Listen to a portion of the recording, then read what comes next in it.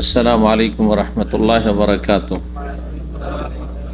إن الحمد لله نحمده ونستعينه ونستغفره ونعوذ بالله من شرور أنفسنا ومن سيئات أعمالنا. من يهده الله فلا مضل له ومن يضلل فلا هادي له. وأشهد أن لا إله إلا الله وحده لا شريك له وأشهد أن محمدا عبده ورسوله صلى الله تعالى عليه وعلى آله وصحبه وسلم تسليما كثيرا. أما بعد، فقد قال الإمام البخاري رحمه الله تعالى: باب كيف يكفن المحرم. قال حدثنا أبو النعمان قال أخبرنا أبو عوانة عن أبي بشر عن سعيد بن جبير عن ابن عباس رضي الله عنهما أن رجلا وقصه بعيره ونحن مع النبي صلى الله عليه وسلم وهو محرم، فقال النبي صلى الله عليه وسلم: اغسلوه بماء وسدر وكفنوه في ثوبين ولا تمسوه طيبا ولا تخمروا رأسه فإن الله يبعثه يوم القيامة ملبيا সম্মানিত ভাতৃমণ্ডলী, আল্লাহ রাব্বুল আলামিনের প্রশংসা এবং প্রিয় নবী সাল্লাল্লাহু আলাইহি সাল্লামের উপর সালাত ও সালামের পর আজ সোমবার 15ই রবিউল সানি 1445 হিজরি মোতাবেক 30 অক্টোবর 2023 আমাদের ধারাবাহিক আলোচনা সহিহুল বুখারীর জানাজার পর্ব নম্বর 5। বলছেন ইমাম বুখারী রাহিমাহুল্লাহ, এই পর্বের অধ্যায় নম্বর হচ্ছে 21, জানাজার পর্বের অধ্যায় নম্বর হচ্ছে 21। তাতে বলছেন বাবুন মানে হাজা বাবুন, এ হচ্ছে এমন একটি অধ্যায় যাতে রয়েছে কাইফা ইউকাফানুল মুহরিম, যে এহরাম অবস্থায় যদি কোনো ব্যক্তি মারা যায় তার কাফন কিভাবে দিতে হবে, কেমন হবে। কাইফা ইউকাফানুল মুহরিম, মুহরিম ব্যক্তি, মুহরিম কাকে বলে? যে ব্যক্তি এহরাম অবস্থায় থাকে। এহরাম অবস্থায় যদি কেউ মৃত হয়, মারা যায়, তাহলে তার কাফন কেমন হবে। এর আগে আলোচনা কথা প্রসঙ্গে এসেছে, কারণ এই হাদিস এর আগেও এসেছে 19 নম্বর অধ্যায় এবং 20 নম্বর অধ্যায়, একই হাদিস কয়েকবার করে এসেছে। তাতে কি রয়েছে যে মুহরিম ব্যক্তি যদি মারা যায়, হজের এহরাম হোক আর উমরার এহরাম হোক, হজে গেছে, উমরায় গেছে, আর এখনো হজ উমরা শেষ হয়নি, এহরামের কাপড়ে আছে। হজ উমরা শেষ হওয়ার পরে যদি এহরাম পরে থাকে সেটা আলাদা কথা, কিন্তু এহরাম অবস্থায় আছে, হজের কাজে অথবা উমরার কাজে আছে, আর মারা গেল, তাহলে যে তার শরীরে দুটো কাপড় আছে, ওই দুটো কাপড়েই তাকে কাফন দিতে হবে। পৃথক অন্য আলাদা কাপড় দেওয়া যাবে না। আর ওই এহরাম অবস্থায় সে আল্লাহর সামনে হাজির হবে হাসরের মাঠে। আর তালবিয়া পাঠ যেহেতু তার জন্য ছিল সুন্নাত এহরাম অবস্থায়, সেই জন্য হাসরের মাঠেও তালবিয়া লব্বাইক পড়বে আর হাজির হবে। এহরাম অবস্থায় মাথা ঢাকা নিষেধ পুরুষদের, সেই জন্য মাথা খোলা থাকবে, মাথা চেহারা খোলা থাকবে। জি, মুখের ক্ষেত্রে অনেকে মনে করেন যে মুখ ঢাকা যাবে না, মুখ ঢাকা যাবে না, ওটা মাথা ঢাকার কথা রয়েছে, মাথা ঢাকা যাবে না। কিন্তু মুখ ঢাকা পুরুষদের ক্ষেত্রে অসুবিধা নেই এর অবস্থায়। কিন্তু এর অবস্থায় এহরামের কাপড়ে মুখ ঢাকেন অথবা মাস্ক লাগিয়েছেন। অনেকে মাস্কের সময় এই প্রশ্ন করতো, কারণ মাস্ক তো বাধ্যতামূলক ছিল। তো মাস্ক লাগাচ্ছি এহরাম অবস্থায়, হ্যাঁ, তো এটা কেমন হবে? পুরুষদের কোনো অসুবিধা নেই, সমস্যা মহিলাদের। মহিলাদের এহরাম হচ্ছে চেহারায়, এই জন্য মহিলাদের চেহারায় মুখোশ ব্যবহার করা, নেকাব ব্যবহার করা নিষেধ রয়েছে। ওয়ালা তানতাকিবুল মারআতুল মুহরিম, এইখানেই পার্থক্য। কিন্তু পুরুষদের ক্ষেত্রে এই বিধান আসলে প্রযোজ্য না। কিন্তু অনেক যথেষ্ট পড়াশোনা মানুষও এই কথা দুটোতে পার্থক্য করে না, মাথার সাথে মুখ লাগিয়ে দেয়। মাথা ঢাকা যাবে না, মুখ ঢাকা যাবে না, মুখ ঢাকা যাবে না, কোনো দলিল নেই। মুখ ঢাকলে অসুবিধা, কিন্তু মাথা ঢাকা নিষেধ রয়েছে। তারপর অনিচ্ছাকৃত ঘুম চলে এসছে আর কেউ ঢেকে নিয়েছে, শীতের সময় এরকমটা হয়তো। আমরা 2005-6 সাল এই সময়গুলোতে যখন হজ করেছি, প্রচন্ড ঠান্ডা, তখন ডিসেম্বর আর জানুয়ারিতে হজ করেছি। তো তখন কম্বল গায়ে দেওয়া ছাড়া কোনো উপায় ছিল না মেনায়।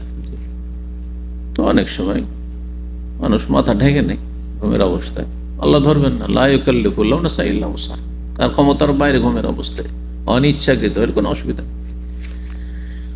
তো আসল বিষয়ের দিকে আসি। মুহরিম ব্যক্তি মানে এহরামে থাকা অবস্থায় যে ব্যক্তি থাকে, এহরাম অবস্থায় যে থাকে তাকে মুহরিম বলা হয়। এটা এই জন্যই রিপিট করছি যে আমাদের দেশে কিছু বাঙালি জেনারেল শিক্ষিত লোকেরা হজের ওপর বই লিখেছে, হজের ওপরে বলছে। ওরা কিন্তু আলেম না, কিন্তু লিখার জন্য খুব উদ্গ্রীব। অনেকে আছে লেখক হতে চায়, যার ফলে এই দিক থেকে ওই দিক থেকে টানা হাসড়া করে জোড়াতালি করে দিয়ে আর তারপরে তখন একটা রাইটার হতে চায়। এই মন মানসিকতা বিশেষ করে ভারত উপমহাদেশে আছে, ইন্ডিয়া, বাংলাদেশ, পাকিস্তান। পাকিস্তানে তো আরো বেশি, সবাই লেখক হতে চায়, যারা শিক্ষিত আর ইসলামের ওপর কলম ধর। আমার কাছে এক ছাত্র আমাদের এখানে লেখাপড়া করতো, আরবি ভাষা সরাসরি বুঝবে না, সে নবী সাল্লাল্লাহু আলাইহি ওয়াসাল্লামের সালাতের পদ্ধতির উপরে কিতাব লিখেছে একটু, আর লেখার পর আমাকে বলছে একটু সম্পাদনা করে দিত। আমি বলছি তুই অযোগ্যই, কিসে সম্পাদনা? যেই লোকটি আরবি বুঝে না সেই ব্যক্তি নামাজের উপরে কিতাব লিখবে কেন? তার এই অধিকার কোথায়? ইসলাম আছে আরবি ভাষায়, তাহলে কোত্থেকে লিখছেন? এই এর ওপরে যে বিভিন্ন কিতাবগুলি লেখা হয়েছে, ধরেন 5টা 7টা 10টা কিতাব যে রয়েছে নামাজের ওপর, এখান থেকে কিছু ওখান থেকে কিছু ওখান থেকে কিছু টানলাম, ওখান থেকে কিছু টানলাম, তারপরে জোড়া তালি দিয়ে আমি কিতাব লিখলাম। এটা কিতাব লেখার তরিকা থোড়েই। হ্যাঁ, এটা লেখক এইভাবে লেখক হয় না। লেখক হইতে হবে স্বয়ং সম্পর্ক, যে আপনি কোরআন চর্চা করে স্টাডি করে আপনি লিখবেন। এই জন্য বড় বড় আলেমরা লেখনের ময়দানে অত সাহসী নয় যত সাহসী সামান্য পড়া লোকেরা। রাগ করবে না কিছু সামান্য পড়া লোকেরা, এটা বেশি ভাইরাল হতে চায়। আল্লাহ হেফাজত করুন। তো হ্যাঁ, কি জন্য বললাম, লিখছে যে মানে বিনা মাহরামে মহিলাদের হজে আসা জায়েজ নয়, এই মাসলা লিখছে। কিন্তু মাহরাম আর মুহরিমে পার্থক্য বুঝে না। তার আমি বাংলা বই পড়েছি, শিক্ষিত মানুষ, কিন্তু জানলে শিক্ষিত লোক, ধার্মিক মানুষ, আর কলম ধরেছে কিশোর হজ উমরার বিধানের উপর বই লিখেছে, বড় বই একটা লিখেছে বাংলাতে। তা লিখছে যে মুহরিম ছাড়া মহিলাদের সফর করা যায় না। মুহরিম ছাড়া না মাহরাম ছাড়া? মাহরাম আর মুহরিমে যেই ব্যক্তি পার্থক্য বোঝে না, সে কি ইসলামের উপর কলম ধরার যোগ্যতা রাখে? চিন্তা করুন দেখি। এ হচ্ছে আমাদের দেশের অনেক লেখকদের অবস্থা। তাদের ব্যাকগ্রাউন্ড দেখেন, যে তাদের কোরআন হাদিস সম্পর্কে তেমন কোনো পাণ্ডিত্য নেই, জ্ঞান নেই, রাইটার হয়ে বসে আছে। মুহরিম মানে এহরামে থাকা ব্যক্তি, আর মাহরাম মানে এমন পুরুষ যার সাথে কোনো মহিলার স্থায়ীভাবে বিয়ে হারাম। মাহরাম ছাড়া মহিলার সফর করা যায় না, কিন্তু এখানে তো মুহরিম ছাড়া মহিলার সফর করা যায় না, মানে এহরামের অবস্থায় থাকতে হবে তাহলে যে মহিলার সাথে সফর করবে নাকি? বুঝতে পারলেন কথা? জি। মাহরাম আর মুহরিমের পার্থক্য বোঝেন। এখানে মুহরিম মানে এহরাম অবস্থায় ছিল, লোকটি মারা গেছিল, আর যেই ব্যক্তি এক মহিলার সাথে যাচ্ছে, একজন পুরুষ, সে হচ্ছে মাহরাম, স্থায়ীভাবে তার সাথে বিয়ে হারামে, তাহলে সফর করতে পারবে। যার সাথে স্থায়ী বিয়ে হারাম তার সাথে সফর করা হারাম। দোল্লাবাইয়ের সাথে, অগ্নিপতির সাথে সফর করা হারাম, দেবর ভাসুরের সাথে সফর করা হারাম, বোঝা গেছে? মামা শ্বশুর আর চাচা শ্বশুরের সাথে সফর করা হারাম, এরা মাহরাম না। ছেলে ছেড়ে দিলে ওর চাচা বিয়ে করতে পারে, ওর মামা বিয়ে করতে পারে, অথবা মারা গেলে। কথা বোঝা গেছে না? জি।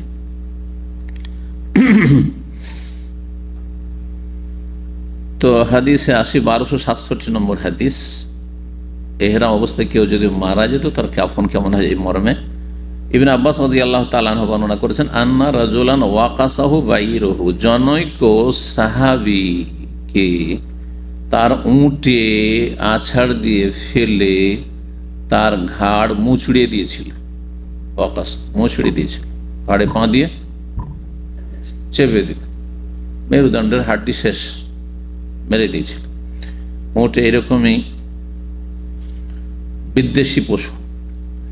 ও নাহনুমা আন নবী সাল্লাল্লাহু আলাইহি মুহরিম, আমরা ওই সময় নবী সাল্লাল্লাহু আলাইহি ওয়াসাল্লামের সাথেই ছিলাম। ঘটনা আরাফার ছিল, অন্য হাদিসে আরাফায় অবস্থান করছিলেন সেই দিন ঘটেছিল ঘটনাটি আরাফার ময়দানে। ওহু মুহরিম, ওই ব্যক্তি যাকে তার উঁটে ঘাড় মুচড়ে মেরে দিয়েছিল ঘাড়ে পা দিয়ে, সে ইহরাম অবস্থায় ছিল, মুহরিম ছিল। ফাকাল নবী সাল্লাল্লাহু আলাইহি ওয়াসাল্লাম বলেন, ইগসিলু বিমাইন ওয়াসিরিন, তাকে গোসল দাও পানি এবং বরই পাতা দিয়ে।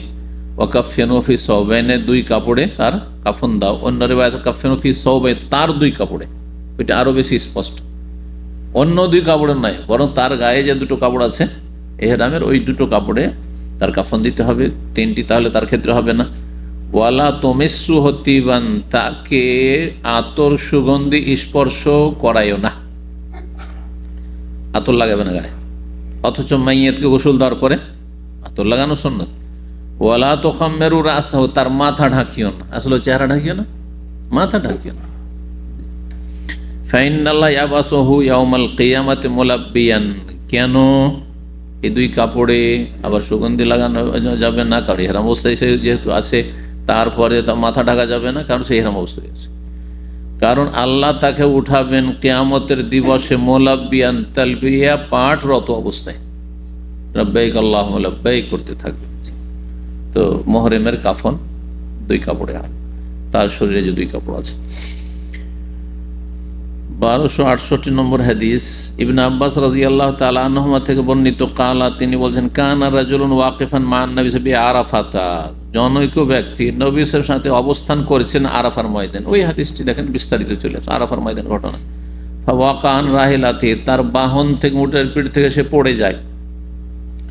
কাল আইয়ুব ওয়াকাসাতু, তখন তার ঘাড় মুচড়ে দেয় উঠে। আমর বলেছেন ওয়াকাসার জায়গায় আকসা আতহু, তার ঘাড়টাকে ভেঙে দেয়, মুচড়ে দেয়। ফামাতা, অতবার সে মারা যায়। ফাকার রাসূলুল্লাহ বলেন, ইগসিলু বিমাইন ওয়াসিদিন ওয়া কাফিনু ফি সাওবাইন ওয়ালা তুহান্নিতুহু, মানে তাকে আতর সুগন্ধি লাগায়ও না, আর ওয়ালা তুখাম্মিরু রাসা, তার মাথাও ঢাকে। ফাইন্নাহু ইউবাসু ইয়াউমাল কিয়ামাতি মুলাব্বিয়ান, কোন রিওয়ায়াতে মুলাব্বিয়ান রয়েছে। আইয়ুব যখন বর্ণনা করেছেন তখন ইউলাব্বি বলেছেন, তলবিয়া পাঠ করা অবস্থায় ফেল দিয়ে বলেছেন, যেভাবে। 22 নম্বর অধ্যায়, বাবুল কাফান ফিল কামিস, এই অধ্যায় হচ্ছে জামাতে কাফন দাও। এর আগে আমরা আলোচনা করেছি যে নবী সাল্লাল্লাহু আলাইহি ওয়াসাল্লামের কাফন তিনটি কাপড় ছিল, কিন্তু তার মধ্যে কোনো কামিজ মানে জামা ছিল না। জামা, যে আমাদের দেশে প্রচলিত, অধিকাংশ লোকদের কাফন করে কি, জামার মধ্যে করে এখানে গলা কাটা ঢুকিয়ে দেয়, আর এটা জামা হয়ে গেল হাঁটু পর্যন্ত বা হাঁটুর নিচ পর্যন্ত, হ্যাঁ, যেমন পাঞ্জাবি করে ওইভাবে এইটা করে। নবী সাল্লাল্লাহু আলাইহি ওয়াসাল্লাম এমন ছিল না, তিনটি কাপড় ছিল, তিনটি বড় চাদরের মতো কাপড় ছিল। সবচেয়ে বড় যেটি লিফাফা, শরীরের চাইতো মাথার দিকে আর পায়ের দিকে, যাতে করে আধা হাতের বেশি, 1 হাত বেড়ে থাকে, তাতে তাতে বাঁধন দেওয়া যায়। আর বাকি দুটো কাপড় গোটা শরীরের সমান হলে ভালো, গোটা শরীর ঢাকা আছে। তিনটে কাপড়, ওয়াজিব তিনটি কাপড় নাই, মুস্তাহাব সুন্নাত শুধু একটি কাপড় আছে। তো এটা তো নবী সাল্লাল্লাহু আলাইহি ওয়াসাল্লামের ক্ষেত্রে যে সুন্নাত, সুতরাং সেটি হচ্ছে উত্তম, সেটি হচ্ছে উত্তম। কিন্তু কেউ যদি কামিজের আকারে দেয়, অথবা জামা তৈরি আছে, এই কাপড়ের এমন অভাব হইতে পারে যে কাফন দেওয়ার মতো আলাদা কাপড় নেই, নতুন কাপড়ে নেই, জুব্বা আছে, জুব্বাই আছে, কাফন দেওয়া যাবে না? অবশ্যই দেওয়া যাবে। এটা হচ্ছে কামিজ, কামিজে কাফন দিয়ে দিলেন। হ্যাঁ, কারো শার্ট আছে, পাঞ্জাবি আছে, পাঞ্জাবিটা পরিয়ে দিলেন, চলবে। হ্যাঁ, কাফন মানে, যেহেতু মানুষের অভাব নেই আজকাল, আপনারা ভেবে নিয়েছেন কাফন মানে তার নতুন নতুন কাপড় সুন্নাত, ওয়াজিব না। সাদা কাপড় সুন্নাত, ওয়াজিব না। হ্যাঁ, তারপরে উত্তম হচ্ছে চাদরে। কিন্তু যদি কামিজের আকারে, কামিজ এমনকি সেলাই করা কামিজ, যেমন বললাম জুব্বা, পাঞ্জাবি, শার্ট যা আছে তাই দিয়ে, কোনো অসুবিধা নেই, চাহিদা আছে, শরীর ঢাকলে হল, শরীর ঢাকলে ফরজ আদায় হয়ে গেল।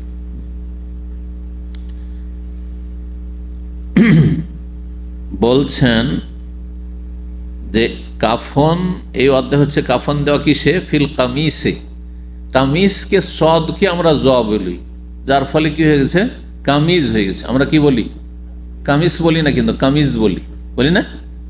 যেমন ইসরাইল, ইসরাইলকে আমরা কি বলছি, ইসরাইল, বুঝছেন না, লেখা আছে এস দিয়ে, কিন্তু IS, কিন্তু ওইটাকে আরবরা পড়ছে ইসরাইল, কারণ আরবিতে হচ্ছে ইসরাইল। ইয়া বানি ইসরাইল, কোরআনে ইসরাইল রয়েছে, কোরআনে ইসরাইল নেই, যা নেই, ঠিক না। কিন্তু আমরা কি করছি, সেটাকে জব পড়ছি। ঠিক ওই রকমই এখানে কামিজকে কামিজ হয়। এটা এক ভাষায়, এক ভাষা থেকে আরেক ভাষায় গেলে উচ্চারণে পার্থক্য হয়ে যায়। তো কামিজে জামাতে কাফন দেওয়া। আচ্ছা, জামা আবার দুই রকম, কিছু জামা আছে সেলাইকৃত, কিছু বিনা সেলাইকৃত, সেটাও যায়। বিনা সেলাই করা জামা যেমন করছে যে মাথা কান ঢুকিয়ে দিল আর এমনি কাপড়টাকে এমনি রেখে দিল, ওপেন সব খোলা, কামিজের আকারে, ঠিক না। আর একটা হচ্ছে জুব্বা পুরা সেলাই করা আছে, ফিল কামিজ আল্লাযী ইউকাফফু, সেলাইকৃত, আও লা ইউকাফফু, অথবা সেলাইকৃত নয়, দুটোই জায়েজ, সব জায়েজ, জায়েজ সব।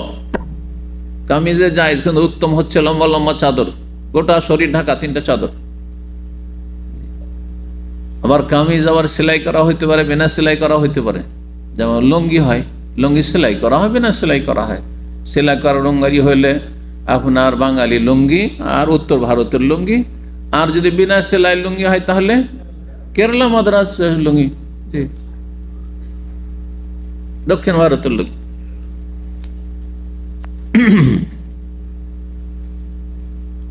আল্লাযী ইউকাফ, কাফা ইয়াকুফু মানে হয়, আসলে এর সূক্ষ্ম অর্থ হয় পাড় সেলাই করা। পাড়, যেটাকে আমরা আঞ্চলিক ভাষা পাইড় বলি। কি বলেন আপনারা, পাইড় বলেন না পাড় বলেন? কাপড়ের পাইড় আর পাড়, এই যে দেখে আপনাদের এটাতে, এটা এই যে এটা সেলাই করা আছে, ঠিক আছে, কিন্তু সেলাই ছাড়াও থাকে। হ্যাঁ, যেমন লুঙ্গিতে, কিন্তু লুঙ্গির নিচে সেলাই করা নেই, কি আছে, পাড় আছে। আসলে ওটা শুদ্ধ বাংলা পাড়, কিন্তু আমরা মেলা ভাষাকে এরকম করে বলি। যাবেন না যাইবেন না দুটোই চলছে না, হ্যাঁ, খাবেন না খাইবেন না, ঠিক ওই রকম পাড় পাইড়, ওটা ভুল নাই। জি, তো আল্লাযী ইউকাফ, পাড় বিশিষ্ট, পাড় বিশিষ্ট, পাড় সেলাই করা রয়েছে। যেমন এই পাড় কিন্তু এমনি নেই, সেলাই করা আছে, যদিও পাড় নেই কিন্তু সেলাই করা আছে, এটা কিনারা কি করা আছে, সেলাই করা আছে। আও লা ইউকাফ, অথবা সেলাই করা নাই, তাতে সুতা বেরিয়ে আছে, সুতা বেরিয়ে, কিছু কিছু কাপড় আছে সুতা বেরিয়ে। আজকাল ফ্যাশন হয়েছে, জেন্টস প্যান্টের ফ্যাশন দেখেছেন না, ওকে ছিঁড়ে ফেলে দিচ্ছে, জায়গায় জায়গায় ছিঁড়ে, ওটা ইচ্ছা করে। প্রথম দিকে তো আমি বলবো এত গরিবের এই তো সব ছিঁড়ে কেন, পরে জানলাম যে এটাও একটা নাকি ওই ইহুদি নাসারাদের ফ্যাশন, বা ওই ইহুদি নাসারা পরে, সেই জন্য এদের খুব ভালো লাগে। আউযুবিল্লাহ। তারপরে দেখলাম যে কিছু বেরিয়ে আছে, কি ওই যে সুতা বেরিয়ে আছে, সুতা বেরিয়ে আপনার প্যান্টটা কেটে নিয়েছে হাঁটুর ওপর থেকে, হ্যাঁ, হাঁটুর কাছাকাছি সুতাগুলো বেরিয়ে বেরিয়ে আছে। এটা কেন এরকম মিসকিনের মতো লাগছে দেখে, ফকির ফকির লাগছে। পরে জানতে পারলাম, এগুলো আমার লাইফের কথা বলছে, পরে জানলাম যে এইটাও নাকি নতুন ফ্যাশন এসছে। আউযুবিল্লাহি মিনাশ শাইতানির রাজিম। মানুষ অন্ধ অনুকরণ করতে করতে কোথায় গেছে, কোথায় গেছে। উলঙ্গ হওয়াকে সভ্যতা মনে করা হচ্ছে। যদি উলঙ্গ হওয়া সভ্যতা হইতো, তো কুকুর, শিরগাল আর বন্য পশু আর যত পশু রয়েছে, গরু ছাগল, সব চাইতে সভ্য, কারণ ওদের কাপড় টাপড় লাগে না, লাগে। কোন এক দেশে অনেক বড় বড় টাওয়ার আর টাওয়ার। তো আমি প্রথম যখন গেছি, তো এক ভাই, এক ইন্ডিয়ান উর্দু ভাষী, আমাকে ফজর পর বলছে, শেখ তো নোংরা দেশ, তো এক কাজ করেন, ফজর পর ঘুরে কিছু খারাপ দেখতে পাবেন না, সব ঘুমাবে, অসৎ লোকেরা সব ঘুমাবে, ওই সময় আপনাকে গোটা সিটিটা ঘুরিয়ে দেবো। ও ঠিক আছে, সব ঘুরাতে লাগলো, 1 ঘন্টার মধ্যে সব ঘুরে ফেললাম।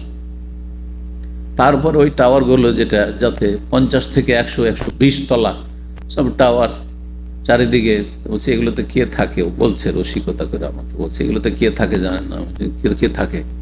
আমি বলছি হয়তো বলতে চাইবে বড় বড় বিজনেসম্যান যারা, ওই মাফিয়া গ্রুপে 2 নম্বর যাদের হারাম ব্যবসা আর ইত্যাদি ইত্যাদি, যাদের পয়সার কোনো হিসাব নিকাশ নেই, কারণ ওদের পয়সার তো আর হালাল হারাম নেই। আর তারপরে যারা নেতৃস্থানীয় ব্যক্তি ওরাই থাকে হয়তো এগুলোতে। হ্যাঁ, তো বলছে যে এমন গরিব লোকেরা থাকে যে তাদের শরীরে কাপড় জুটে না। এমন গরিব মিসকিন এখানে বসবাস করে এইসব টাওয়ারে, যাদের কাপড়ের পয়সা, শরীরের পরনের পোশাকের পয়সা জুটে না। আমি বুঝতে পারলাম কি বলতে চাইছে। মানে এখানে সব ন্যাংটা গুলো থাকে, উলঙ্গ, যেগুলো উলঙ্গ জীবন যাপন করে বন্য পশুর মতো তারা থাকে। জি, বেশ বললাম না, যাতে কাউকে না লাগে কষ্ট। তো আল্লাহ হেফাজত করুন, বোঝার তৌফিক দান করুন, মানুষকে মানুষ হওয়ার তৌফিক দান করুন। তো এই বলছিলাম কি, অধ্যায়ের কথা বলছিলাম। 1269 নম্বর হাদিস, হাদিস ইবনে উমর রাদিয়াল্লাহু তাআলা আনহুতে বর্ণিত। তিনি বলছেন, আন্না আব্দুল্লাহ বিন উবাই লাম্মা তুফি, আব্দুল্লাহ বিন উবাই মুনাফিকদের নেতা, রাইসুল মুনাফিকিন, মদিনায় মুনাফিকদের সবচেয়ে বড় নেতা, এ উম্মতের সবচেয়ে বড় ঘৃণিত মুনাফিক, কপট। নামটা খুব চমৎকার, তাহলে নামে কিন্তু কোনো যায় আসে না। তবে নামটা ভালো করতে হবে যথাসাধ্য, খারাপ নাম রাখবেন না, এটা ঠিক। কিন্তু নাম ভালো হইলেই যে কাজ কাম ভালো হয়ে যাবে, নাম ভালো হইলেই যে লোকটা ভালো হয়ে যাবে, এমন কথা না। বহু আব্দুল্লাহ আছে, আব্দুল শয়তান, মানে বহু ব্যক্তি আছে যাদের নাম হচ্ছে আব্দুল্লাহ, আব্দুর রহমান, কিন্তু তারা শয়তানের বান্দা। তারা তাদের কুপ্রবৃত্তির বান্দা, তারা পয়সার বান্দা, আল্লাহর বান্দা নাই তারা। তো এই ইবনে ওবাই মুনাফিক মাতুফিয়া যখন মারা গেল, যা ইবনহু তার ছেলে আসে, তার ছেলের নাম আব্দুল্লাহ। তাহলে আরবদের মধ্যে বাপ বেটার নাম সেম সেম থাকাটা স্বাভাবিক বিষয় ছিল, কোনো ব্যাপার না। মুসলিমদের মধ্যে ছিল, মুনাফিকদের মধ্যে ছিল, কাফেরদের মধ্যে, মুশরিকদের মধ্যে ছিল। এই মুনাফিক তার নাম আব্দুল্লাহ, আর তার ছেলে যিনি বিশিষ্ট সাহাবী মুখলেস আব্দুল্লাহ। ছেলে হেদায়েত হচ্ছে জান্নাতি, আর বাপ হচ্ছে যত মুনাফিক কিয়ামত পর্যন্ত সবার হচ্ছে সেরা নেতা, যে জাহান্নামের সবচেয়ে নিম্ন স্তরে জায়গা পাবে। ইন্নাল মুনাফিকিনা ফি দারকিল আসফালি মিনান নার, মুনাফিকরা জাহান্নামের সবচেয়ে নিম্ন স্তরে স্থান পাবে, আর মুনাফিকদের রাইস যে প্রধান, সে তাদের সবার নিচে থাকবে। এই লোক যে সরাসরি নবী সাল্লাল্লাহু আলাইহি ওয়াসাল্লামের সাথে প্রতারণা করেছে, নবী সাল্লাল্লাহু আলাইহি ওয়াসাল্লামকে ইসলামের ঘরে ঢুকে পাশে এসে ক্ষতি করার চেষ্টা করেছে ইসলামের, মুসলিমের, নবী সাল্লাল্লাহু আলাইহি ওয়াসাল্লামের। নবী সাল্লাল্লাহু আলাইহি ওয়াসাল্লাম সম্পর্কে কুরুচিপূর্ণ কথা প্রথম এই মুনাফিক, আর মক্কার কাফেররা তো আছে, কিন্তু মুনাফিক যে রাত দিন ইসলামের কথা বল, তখনকার মুনাফিকগুলো আজকালকার মুনাফিকের মতো না। আজকালকার মুনাফিক বেনামাজি, নামাজ পড়ে না। তখনকার মুনাফিক নামাজ পড়তো, তারা নামাজ পড়ে, 5 ওয়াক্ত নামাজ পড়তো, লুকিয়ে লুকিয়ে মাঝে মধ্যে এশাতে আর ফজরে আসতো না। ওই জন্য বলা হয়েছে হাদিসে, আসকালুস সালাত আলাল মুনাফিকিন সালাতুল ইশা ও সালাতুল ফজর। সবচেয়ে ভারী নামাজ মুনাফিকদের জন্য কিসের? এশা এবং ফজর। এশা অন্ধকার, লাইট নাই, বিদ্যুৎ নেই সেই যুগে। ফজর অন্ধকার থাকে, ভোর রাত্রে নবী সাল্লাল্লাহু আলাইহি ওয়াসাল্লাম গালাসে ভোরের অন্ধকারে সালাত আদায় করেন, এটি সুন্নাত। আর তারপরে ঘুমের চাপ ফজরের সময়, আর তারপরে তারা চোরামি করতে চায় কোন রকম। নবী সাল্লাল্লাহু আলাইহি ওয়াসাল্লাম আর আবু বকর, ওমর, যারা বিশিষ্ট সাহেব, মুখলেস সাহেব, তারা জানলে হলে যে আমরা নামাজ, ব্যাস, আল্লাহর জন্য তো নামাজ পড়ে না তারা, যার ফলে তারা এই এশার ফজরে আসতো না। নবী সাল্লাল্লাহু আলাইহি ওয়াসাল্লাম বললেন, যাদের মধ্যে মুনাফিকি রয়েছে তারা এশা ফজরে আসবে না। সবচেয়ে ভারী নামাজ হচ্ছে মুনাফিকদের উপর এশা এবং ফজর, অথচ তাতে সবচেয়ে বেশি নেকি রয়েছে, সওয়াব রয়েছে, ইহকাল পরকালের উপকারিতা রয়েছে। এখনো যদি কাউকে এশা পড়তে ভারী লাগে অথবা ফজর পড়তে, আজকাল এশা পড়তে ভারী লাগে না, কারণ এশা পর তো সমস্ত কিছু শুরু হয়, নেকি গুনাহ সব অনেকেরই শুরু হয়। নেকি করলে তো ভালোই কথা, কিন্তু গুনাহও শুরু হয়। হ্যাঁ, সারাদিন ডিউটি করলো, ফেসবুক খুলতে পাইনি, নোংরামি দেখতে পাইনি, ইউটিউবে নোংরামি দেখতে পাইনি, এখন এশা পরে শুরু করলো, তাই না? রাত 12টায় কখনো ঘুমাবে না, অথচ সন্ধ্যা 4টা-5টায় ছুটি হয়ে গেছে। অধিকাংশ কিন্তু প্রবাসীদের এই বদ অভ্যাস। জবাব দিতে হবে নিয়ামত আল্লাহর কাছে, গুনাহের কাজ ব্যবহার করেছে। তো কি বলছিলাম, এটা আসি কথা লম্বা না করে।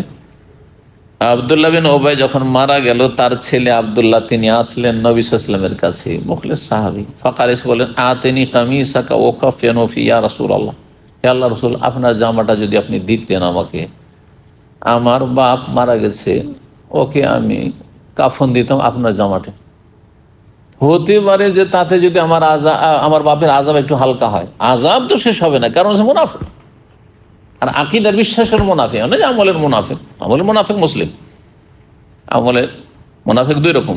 কর্মগত মুনাফিক মানে মুনাফিকদের মধ্যে কিছু কাজকর্ম আছে।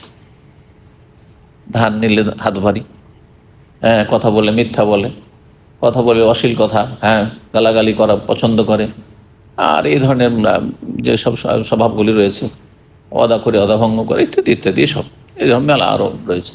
আমলের মোনাফেকে নামাজ 5 ওয়াক্তই পড়ে, কিন্তু একটু অলস, ও টেনে উঠাইতে হয়, পড়তে ভারী লাগে, ঘুম ছাড়তে ভারী লাগে, মোনাফিক জড়িত, মোনাফিক আচরণ। আকীদার মুনাফিক যে আল্লাহ পরকাল কিছুতে বিশ্বাসী নেই, বিশ্বাসী না। যে কথাটি বলছিলাম যে নবী সাল্লাল্লাহু আলাইহি ওয়াসাল্লামের আমলের মুনাফিকগুলো, যাদের ক্ষেত্রে কোরআন নাযিল হয়েছে আর জাহান্নামের কথা তাদের বলেছে, জাহান্নামের নিম্ন স্তরে, তারা নামাজ পড়তো। আজকালকার মুনাফিক মুসলিম সমাজের, মুসলিম বিশ্বের তো নামাজই পড়ে না। তৌহিদ সম্পর্কে কিছুই তাদের ধারণা নেই, ইসলাম সম্পর্কে কিছুই জানে না। তারা কি হবে এদের অবস্থা, তারা চিন্তা করবে। তো জামাত চাইলেন রাসূলুল্লাহ সাল্লাল্লাহু আলাইহি ওয়াসাল্লামের কাছে কেন? নবী সাল্লাল্লাহু আলাইহি ওয়াসাল্লাম, অন্য হাদিসে রয়েছে যে নবী সাল্লাল্লাহু আলাইহি ওয়াসাল্লাম বলেছিলেন যে তোমার বাবা মারা গেলে বলবে আমি জামা দেব। অথবা দরখাস্ত করেছিলেন, তখন বলছে ঠিক আছে দেব। আর তারপরে দেব বলেছেন নবী সাল্লাল্লাহু আলাইহি ওয়াসাল্লাম, এর মধ্যেই তাকে কবরে নামিয়ে দেওয়া হয়েছে। নবী সাল্লাল্লাহু আলাইহি ওয়াসাল্লামের দিতে একটু বিলম্ব হয়েছে, জামা, শরীরের জামাটি, আর তারপর কবরে নামিয়ে দেওয়া হয়েছে। কবর থেকে বের করে নবী সাল্লাল্লাহু আলাইহি ওয়াসাল্লাম ওয়াদা পূরণ করলেন আর জামা দিলেন। কেন জামা দিয়েছিলেন? দুটো রহস্য বর্ণনা করা হয়েছে। অথচ ইসলামের এত বড় দুশ্মনকে জামা দিয়েছেন নবী সাল্লাল্লাহু আলাইহি ওয়াসাল্লাম, তার মোবারক শরীরের জামা। এক, যে তার ছেলে খাঁটি মুসলিম, তার মনের সান্ত্বনার জন্য, বাপের একটা মায়া আছে, যতই খারাপ হোক না কেন, আপনার বাবা যতই নিকৃষ্ট খারাপ হোক না কেন, যদি কেউ গালমন্দ করে আপনার কষ্ট লাগবে, যদি তাকে কষ্ট হয় তো কষ্ট লাগবে, কারণ একটা রক্ত সম্পর্ক আছে। এটা মানুষের প্রাকৃতিক বিষয়। এটা যদি ধর্মের উপর প্রাধান্য পায় তাহলে ইসলাম বিরোধী হারাম, তখন গুনাহগার আপনি।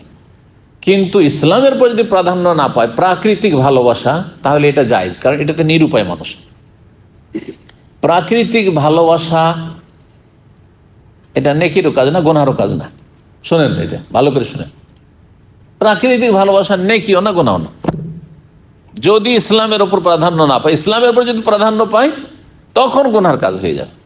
প্রাকৃতিক ভালোবাসা হচ্ছে যে পানি, আমি বেশি বেশি পানি খাওয়া পছন্দ করি, এমনি পানি ছাড়া মানুষ বাঁচতে পারবে, এটা প্রাকৃতিক বিষয়। আর কেউ বেশি পানি খায়, কেউ কম খায়, প্রাকৃতিক।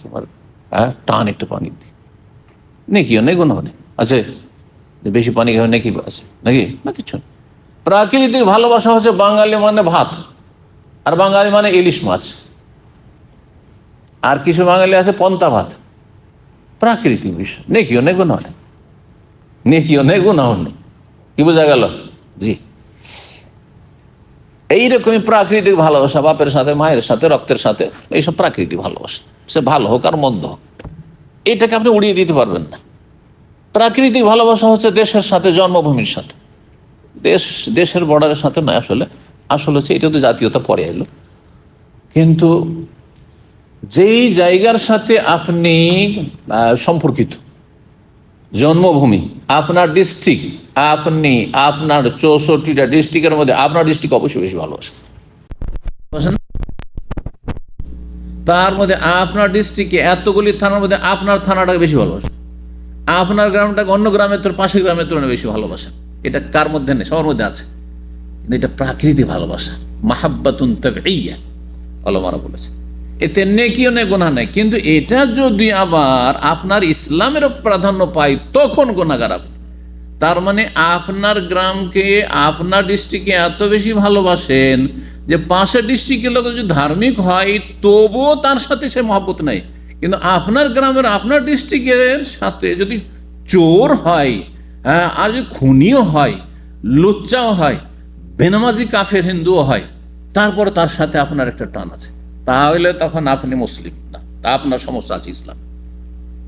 আপনার ইসলামের ওপর অন্য কিছু প্রাধান্য পেয়ে গেছে। আশা করি বুঝতে পারছেন।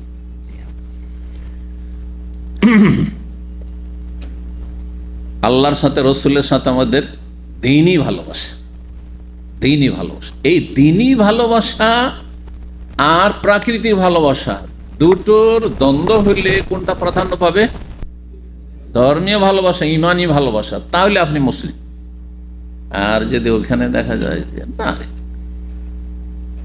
না, ও যদিও অত ধার্মিক না, তবু তো আমার গ্রামের, আমার ডিস্ট্রিক্টের, তাহলে গেল আপনার গেল। আপনার আকীদা তো সমস্যা আছে, আপনার ইমানে সমস্যা আছে। আমার বংশের, আমার রক্তের সমস্যা আছে। তো যাই হোক, তো রাসূলুল্লাহ সাল্লাল্লাহু আলাইহি ওয়াসাল্লাম ছেলের সান্ত্বনার জন্য, যেহেতু সাহাবী। 2 নম্বর বলা হয়েছে ঘটনা যে আব্বাস রাদিয়াল্লাহু তাআলা আনহু যখন কাফের ছিলেন অথবা ভিতর ভিতর ইসলাম গ্রহণ করেছেন, কিন্তু প্রকাশ করতে পারেনি মক্কায়। বাধ্য করে তাকে মক্কার কাফের আবু জারা বাধ্য করে, চল তোর ভাতিজার বিরুদ্ধে লড়াই করতে হবে। মক্কা যেহেতু আছেন, বাধ্য হয়ে এসছেন কোথায়? বদরের যুদ্ধে। যে 1000 মক্কার কাফের এসে, তার মধ্যে আব্বাস, তার মধ্যে নবী সাল্লাল্লাহু আলাইহি ওয়াসাল্লামের বড় জামে আবুল আস ইবনে রবি।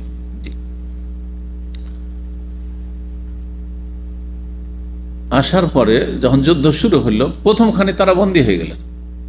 ইচ্ছে করি ধরে দিয়ে দিয়েছেন, লড়তে চাননি। কারণ যদি এইরকম থাকি তাহলে লড়াই করতে হবে, ওই যে ধরা দিয়ে দিই। হ্যাঁ, তো সাহাবা কেরাম ধরা দিয়ে দিয়েছেন। আগে বন্দী আসলেন, কতজন বন্দী হয়েছিলেন? 70 জন। তার মধ্যে আব্বাস রাদিয়াল্লাহু তাআলা আনহুকে যখন বন্দী করে নিয়ে আসা হলো, আর মদিনা মসজিদের খুঁটিগুলোতে সব বন্দী 70 জনকে বাঁধা হইল, তখন তার গায়ে জামা ছিল না, তার গায়ে জামা ছিল না, খালি গায়ে ছিল। তখন এই মুনাফিক ইবনে উবাই, সে কি করেছিল? রাসূল ইসলাম চাচাকে একটা জামা দিয়েছিল পরার জন্য। নবী সাল্লাল্লাহু আলাইহি ওয়াসাল্লাম চাইলেন, আমার চাচার যখন একটা ইহসান করে, উপকার করে একটা জামা দিয়েছো, তো এই ইহসান, অনুগ্রহ আমার ওপর এবং আমার বংশের উপর যেন না থেকে যায়, তার আমি প্রতিদান তোমাকে দিয়ে দিব। সেই জন্য দিয়েছিলাম। রাসূলুল্লাহ সাল্লাল্লাহু আলাইহি ওয়াসাল্লাম, নবী সাল্লাল্লাহু আলাইহি ওয়াসাল্লাম উত্তম আদর্শ এটা, যে কেউ দেবে উপঢৌকন, হাদিয়া, গিফট নেবো, আর দেব না, না তার চেয়ে বেশি দেবো, যাতে করে তার অবদান আমার উপর না থেকে যায়। এটা হচ্ছে নবী সাল্লাল্লাহু আলাইহি ওয়াসাল্লাম উত্তম আদর্শ। পারলে এটা করবেন। আপনাকে একবার খাওয়াইলে কমপক্ষে একবার, নাহলে 2 বার খাও। কোরআনে এদিকে ইঙ্গিত করা হয়েছে, ওয়াইদা হুইয়িতুম বিতাহিয়াতিন ফাহাইয়ু বিআহসানা মিনহা রুদ্দুহা। সূরা নিসা আল্লাহ বলছে, যখন তোমাদেরকে অভিবাদন দেওয়া হবে, সেটা সালামের হোক অথবা উপঢৌকন। তাহিয়া মানে শুধু সালাম নয়, সীমিত অর্থ, তাফসীর ব্যাপক। তোমাকে গিফট দেওয়া হইলো বা তোমাকে অভিবাদন সালাম দেওয়া হইলো, ফাহাইয়ু বিআহসানা, তার চেয়ে ভালো করে দাও, আও রুদ্দুহা, অথবা সমান সমান দাও। সালামের ক্ষেত্রে কেউ বলে আসসালামু আলাইকুম, আপনি বলেন ওয়ালাইকুম আসসালাম ওয়া রাহমাতুল্লাহ।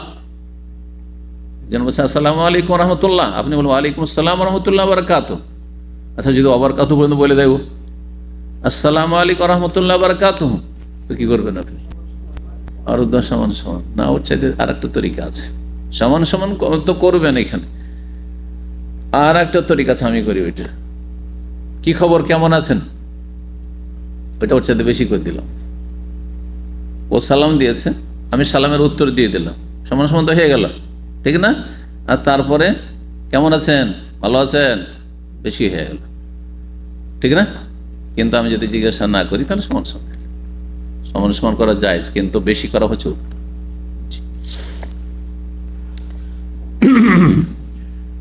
তো নবী সাল্লাল্লাহু আলাইহি ওয়াসাল্লামকে এসে ওই সাহাবী ইবনে উবাই, মুনাফিকের ছেলে আব্দুল্লাহ সাহাবী বললেন যে আপনার কামিজটা দেন, তো কাফেন ফিহে, তার কাফন দেব আমার বাবার, ওয়াসাল্লি আলাইহা, আর আপনি যদি এই জানাজার সালাতটা পড়ে দিতেন, ওয়াস্তাগফির, আল্লাহর কাছে ক্ষমা চাইতেন। তখন পর্যন্ত নবী সাল্লাল্লাহু আলাইহি ওয়াসাল্লামকে ক্লিয়ার, স্পষ্ট জানাজা পড়তে নিষেধ করা হয়নি মুনাফিকদের। কেন মুনাফিক কালেমা পড়েছে, তারপরে মসজিদে আসে, নামাজ পড়ছে, কখনো জেহাদে যাচ্ছে, কখনো গেল পিছন দিকে থাকছে, কোনো কাজ করে না, আর না হইলে কোনো বাহানা করে কেটে যাচ্ছে যে অসুস্থ, যেতে পারবো না, আমার ছেলে অসুস্থ, তো আমার এই সমস্যা, আমার এই সমস্যা, কি করবেন? বুঝতে পারছেন? মুনাফিকরা এরকম করতো, মদিনা মুনাফিক। তো এই দরখাস্ত কে করলো? এই মুনাফিকের ছেলে সাহাবী আব্দুল্লাহ। তার জামাটি দিয়ে দিলেন। ফাকালা, বললেন, আযিননি ওয়াসাল্লি আলাইহি, আমাকে জানিয়ে দিও যখন জানাজা প্রস্তুত হবে, আমি তার জানাজা পড়ব। ফাআযানাহু, নবী সাল্লাল্লাহু আলাইহি ওয়াসাল্লামকে জ্ঞাত করলেন ওই সাহাবী যে আমার আব্বার এখন কাফন দিয়ে জানাজা প্রস্তুত হয়ে গেছে। ফালাম্মা আরাদা আন ইউসাল্লি আলাইহি, তার সালাত জানাজা যখন পড়ার ইচ্ছা পোষণ করলেন, জানাজা পড়তে যাচ্ছিলেন রাসূলুল্লাহ সাল্লাল্লাহু আলাইহি ওয়াসাল্লাম, বা যাচ্ছেন, জাযাবাহু ওমর রাদিয়াল্লাহু, ওমর রাদিয়াল্লাহু তার কাপড় ধরে বা হাত ধরে টানছেন, ইয়া রাসূলুল্লাহ, না যেতে দেব না। ও রাগী মানুষ, নীতির ওপর। এই না যে রাগী মানে আনলিমিটেড, যেমন আপনাদের অধিকাংশ লোকের রাগ হচ্ছে আনলিমিটেড, না, নীতির ওপর। হ্যাঁ, আপনাকে প্রিন্সিপাল, নীতি মেনে চলতে হবে। নীতিবান মানুষ সবসময় সফল। একটা নীতি থাকা উচিত মানুষের জীবন, ব্যক্তিত্ব হারিয়ে দিলে হবে না। অহংকারও যেমন না থাকে, আর যেন গোলামিও না থাকে। অহংকার গোলামি মুক্ত হইতে হইলে আপনাকে নীতিবান মানুষ হইতে হবে। আপনার চলার একটা নীতিমালা আছে মানুষের সাথে। তো নবী সাল্লাল্লাহু আলাইহি ওয়াসাল্লামকে টান দিলেন ধরে ওমর রাদিয়াল্লাহু তাআলা আনহু। ফাকালা, আর বললেন, আলাইসাল্লাহু নাহাকা আন তুসাল মুনাফিকিন, আল্লাহ আপনাকে বারণ করেননি মুনাফিকদের উপর জানাজার সালাত পড়তে? আপনি মুনাফিকের জানাজা পড়তে যাচ্ছেন মানে? ইয়া রাসূলুল্লাহ, এটা কি করছেন আপনি? জি। ফাকালা, তখন নবী সাল্লাল্লাহু আলাইহি ওয়াসাল্লাম বললেন, আনা বাইনা খিয়ারাতাইন, আমাকে দুটো অপশন দেওয়া হয়েছে, আমাকে সরাসরি নিষেধ করা হয়নি। আল্লাহু আকবার, কত দয়ালু তিনি, রহমতুল লিল আলামিন, বিশ্বজাহানের জন্য, মুনাফিক কাফেরের জন্য রহমত। আল্লাহ এখনো সরাসরি আমাকে স্পষ্ট ভাষায় বলেননি যে না, মুনাফিক জানাজা পড়তে পারবে না। কি বলেছেন তাহলে শোনেন, আয়াতটি শোনেন। কাল আল্লাহ তাআলা, আমাকে আল্লাহ বলেছেন, ইস্তাগফির লাহুম আও লা তাস্তাগফির লাহুম, এই মুনাফিকদের জন্য তুমি আমার কাছে ক্ষমা চাও আর নাই চাও, ক্ষমা চাও আর না চাও। ইন তাস্তাগফির লাহুম ৭০ মাররাতান, এমনকি ৭০ বারও যদি তুমি ক্ষমা চাও তাদের জন্য, ফালাই ইয়াগফির আল্লাহু লাহুম, আল্লাহ কখনো ক্ষমা করবেন না। ক্ষমা করবেন না বলেছেন, ৭০ বার চাইলেও ক্ষমা করবেন না, চাওয়ার না চাও, কিন্তু চাইতে পারবেন না, এই কথা বলেছেন। দেখছেন, নবী সাল্লাল্লাহু আলাইহি ওয়াসাল্লাম বলছেন, আমাকে তো নিষেধ করেনি, তো আমার কাজ আমি করলাম, আল্লাহ রাব্বুল আলামিন মাফ করবেন না, ওইটা আল্লাহ রাব্বুল আলামিনের কাছে, আমি আমার কাজ করলাম। অন্য হাদিসে আছে, যদি আমি জানতে পারতাম যে ৭০ বারে আল্লাহ মাফ করবেন, কিন্তু ৭১ বার চাইলে আল্লাহর কাছে ক্ষমা চাই আল্লাহ মাফ, আমি করতাম। আল্লাহু আকবার। আল্লাহ ৭০ বলেছেন এই জন্য নয় যে ৭১ বা ১০০ করলে আমি মাফ করে দেবো, এটা নাকি আমরা বলি না, কাউকে কোনো কিছু দেবেন না, আপনি ১০০০ বার বললে দেব না, তার মানে কি ১০০০ একবার হলে দিয়ে দিবেন না? তার মানে আপনি যতই বলেন না কেন, উদ্দেশ্য হচ্ছে সংখ্যাধিক্য, বেশি সংখ্যা দেখানো। ঠিক ওই রকম আল্লাহ বলেছেন, তুমি যতই তার জন্য, তাদের জন্য, মুনাফিকদের জন্য ক্ষমা চাও, কাফের মুশরিকদের জন্য, আল্লাহ কখনো মাফ করবেন না। সূরা তাওবা আয়াত নম্বর ৮০। ফাসাল্লা আলাইহি, নবী সাল্লাল্লাহু আলাইহি ওয়াসাল্লাম শুনলেন না এর কথা। কার কথা? ওমর কথা, যে আল্লাহ তো আমাকে সরাসরি স্পষ্ট ভাবে বারণ করেননি। জানাজার সালাত পড়লেন, তারপরে আয়াত নাযিল হয়ে গেল, একবার স্পষ্ট এখন বারণ। কি আল্লাহ বলছেন, ওয়ালা তুসাল্লি আলা আহাদিম মিনহুম মাতা আবাদান ওয়ালা তাকুম আলা কবরিহি ইন্নাহুম কাফারু বিল্লাহি ওয়া রাসূলিহি ওয়া মাতু ওয়া হুম ফাসিকুন। আয়াত নম্বর ৮৪। ৮০-তে অপশন দিয়েছেন, তুমি ক্ষমা চাও আর না চাও, ৭০ বার যদি চাও তবু আল্লাহ মাফ করবেন। আর ৮৪-তে গিয়ে আল্লাহ বলছেন যে না না, ওয়ালা তুসাল্লি আলা আহাদিম মিনহুম, মানে মিনাল মুনাফিকিন, মুনাফিকদের কারও জানাজা তুমি পড়বে না। স্পষ্ট ভাষায়, মাতা আবাদান, যে সর্বদা কুফরের থেকে মারা গেছে, সারা জীবন কুফরি, অন্তর কুফরি লুকিয়ে মারা গেল, মুনাফিক। ওয়ালা তাকুম আলা কবরিহি, তার কবরের পাশেই গিয়ে দাঁড়াইতে পারবে না। জানাজা পড়তে পারবেন না, কবর জিয়ারত করতে পারবেন না, কবরের পাশেও দাঁড়াতে পারবেন ওলা তাকবাল কবরি। কেন? ইন্নাহুম কাফারু বিল্লাহি ওয়া রাসূলি, তারা আল্লাহর সাথে কুফরি করেছে এবং রাসূলের সাথে কুফরি করেছে, অমান্য করেছে।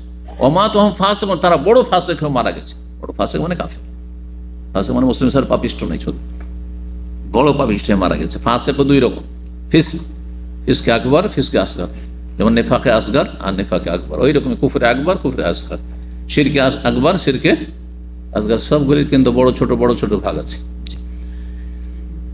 বড় ফাসেক হচ্ছে কাফের, যারা ইমান ইসলাম ভঙ্গ করেছে, আর ছোট ফাসেক মুসলিম সমাজের পাপিষ্ট, যাদের কাবিরা গুনাহ আছে তারাই ফাসেক, যাদের কাবিরা গুনাহ আছে তারা ফাসেক।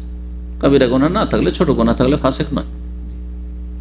কিন্তু সেটা যদি অনেক বেশি হয়ে যায়, আবার ছোট গুনাহ অহরহ দিনে 50-100 হয়েই যাচ্ছে, তাহলে তখন মুশকিল। কিন্তু তো জামাই কাফন দিলেন না নবী সাল্লাল্লাহু আলাইহি ওয়াসাল্লাম, জামা দিলেন না কাকে? ইবনে মুনাফিককে। তাহলে বোঝা গেল যে জামা সেলাই কি, তো জামা তো কি করা যাবে, গা থেকে খুলে দিয়ে দিন, নবী সাল্লাল্লাহু আলাইহি ওয়াসাল্লাম কাফন দেওয়া যাবে। আপনাদের এই শার্টে কারো প্রয়োজন, দিয়ে দিলেন। পয়সা নেই কাফন কিনার, নতুন দিয়ে দিলেন। 1270 নম্বর হাদিস। আমর বলছেন জি, যে জাবের রাদিয়াল্লাহু তাআলা আনহু থেকে তিনি শুনেছেন, কালা আতান নবী সাল্লাল্লাহু আলাইহি ওয়াসাল্লাম আব্দুল্লাহ ইবনে উবাই, নবী সাল্লাল্লাহু আলাইহি ওয়াসাল্লাম আসলেন আব্দুল্লাহ বিন উবাইয়ের কাছে, মানে কবরের কাছে। বাদামা দোফেনা, দাফন করার পরে মানে মাটি দেওয়া হয়ে যায়নি, কবরে নামিয়ে দেওয়ার পরে। এখানে দাফন করার পরে কি করে উঠাবে? তো এখানে অন্য হাদিসে স্পষ্ট রয়েছে, বর্ণনাকারী এমনভাবে বলেছেন মনে হচ্ছে দাফন করাই হয়ে গেছিল। না, দাফন করার প্রাথমিক অবস্থা হচ্ছে যে কবরে নামিয়ে দেওয়া, তাই না? দাফন চলছে, বলবেন না যে দাফন চলছে। তো কবরে নামিয়ে দেওয়ার পরে আখরাজাহু, নবী সাল্লাল্লাহু আলাইহি ওয়াসাল্লাম তখন এসে পৌঁছিলেন, তাকে বের করতে বললেন, বের করা, কবর থেকে বের করা হলো। এখান থেকে কি বোঝা গেল একটা মাসলা, যে প্রয়োজনে কবরে নামিয়ে দেওয়ার পর মাইয়েতকে কবরের উপর উঠানো যেতে পারে। অনেক সরকারি তদন্ত থাকে, হ্যাঁ, ময়না তদন্ত, পোস্টমর্টেম, এই ধরনের অনেক কিছুই থাকে। অথবা যে কোনো কারণে হোক না কেন, না লাশ উঠাইতে হবে, উঠাচ্ছে না, এই ধরনের বৈধতা প্রয়োজন যদি জরুরি হয় তাহলে, আর নাহলে এমনি উঠাবেন। এমনি নয় যে কেউ দেখতে চেয়েছে সেজন্য আবার কবর থেকে উঠাবেন, কবরে নামিয়ে দিয়েছে, নামিয়ে দিয়েছে। তো বের করা হইলো। ফানাফাসা ফিহি মিন রিকি, নবী সাল্লাল্লাহু আলাইহি ওয়াসাল্লাম তার থুথু মোবারক একটু দিয়ে দিলেন, মানে ফু দিয়ে দিলেন, থুথুর সাথে ফু। ও আলবাসাহু কামিসাহু, তার জামাটা তাকে পরিয়ে দিলেন কাফন হিসাবে, তাতে যদি কিছু আযাব হালকা হয়। আযাব তো শেষ হবে না মুনাফিকের, কিন্তু আযাব যদি হালকা হয়। এবং যেমনটা বললাম,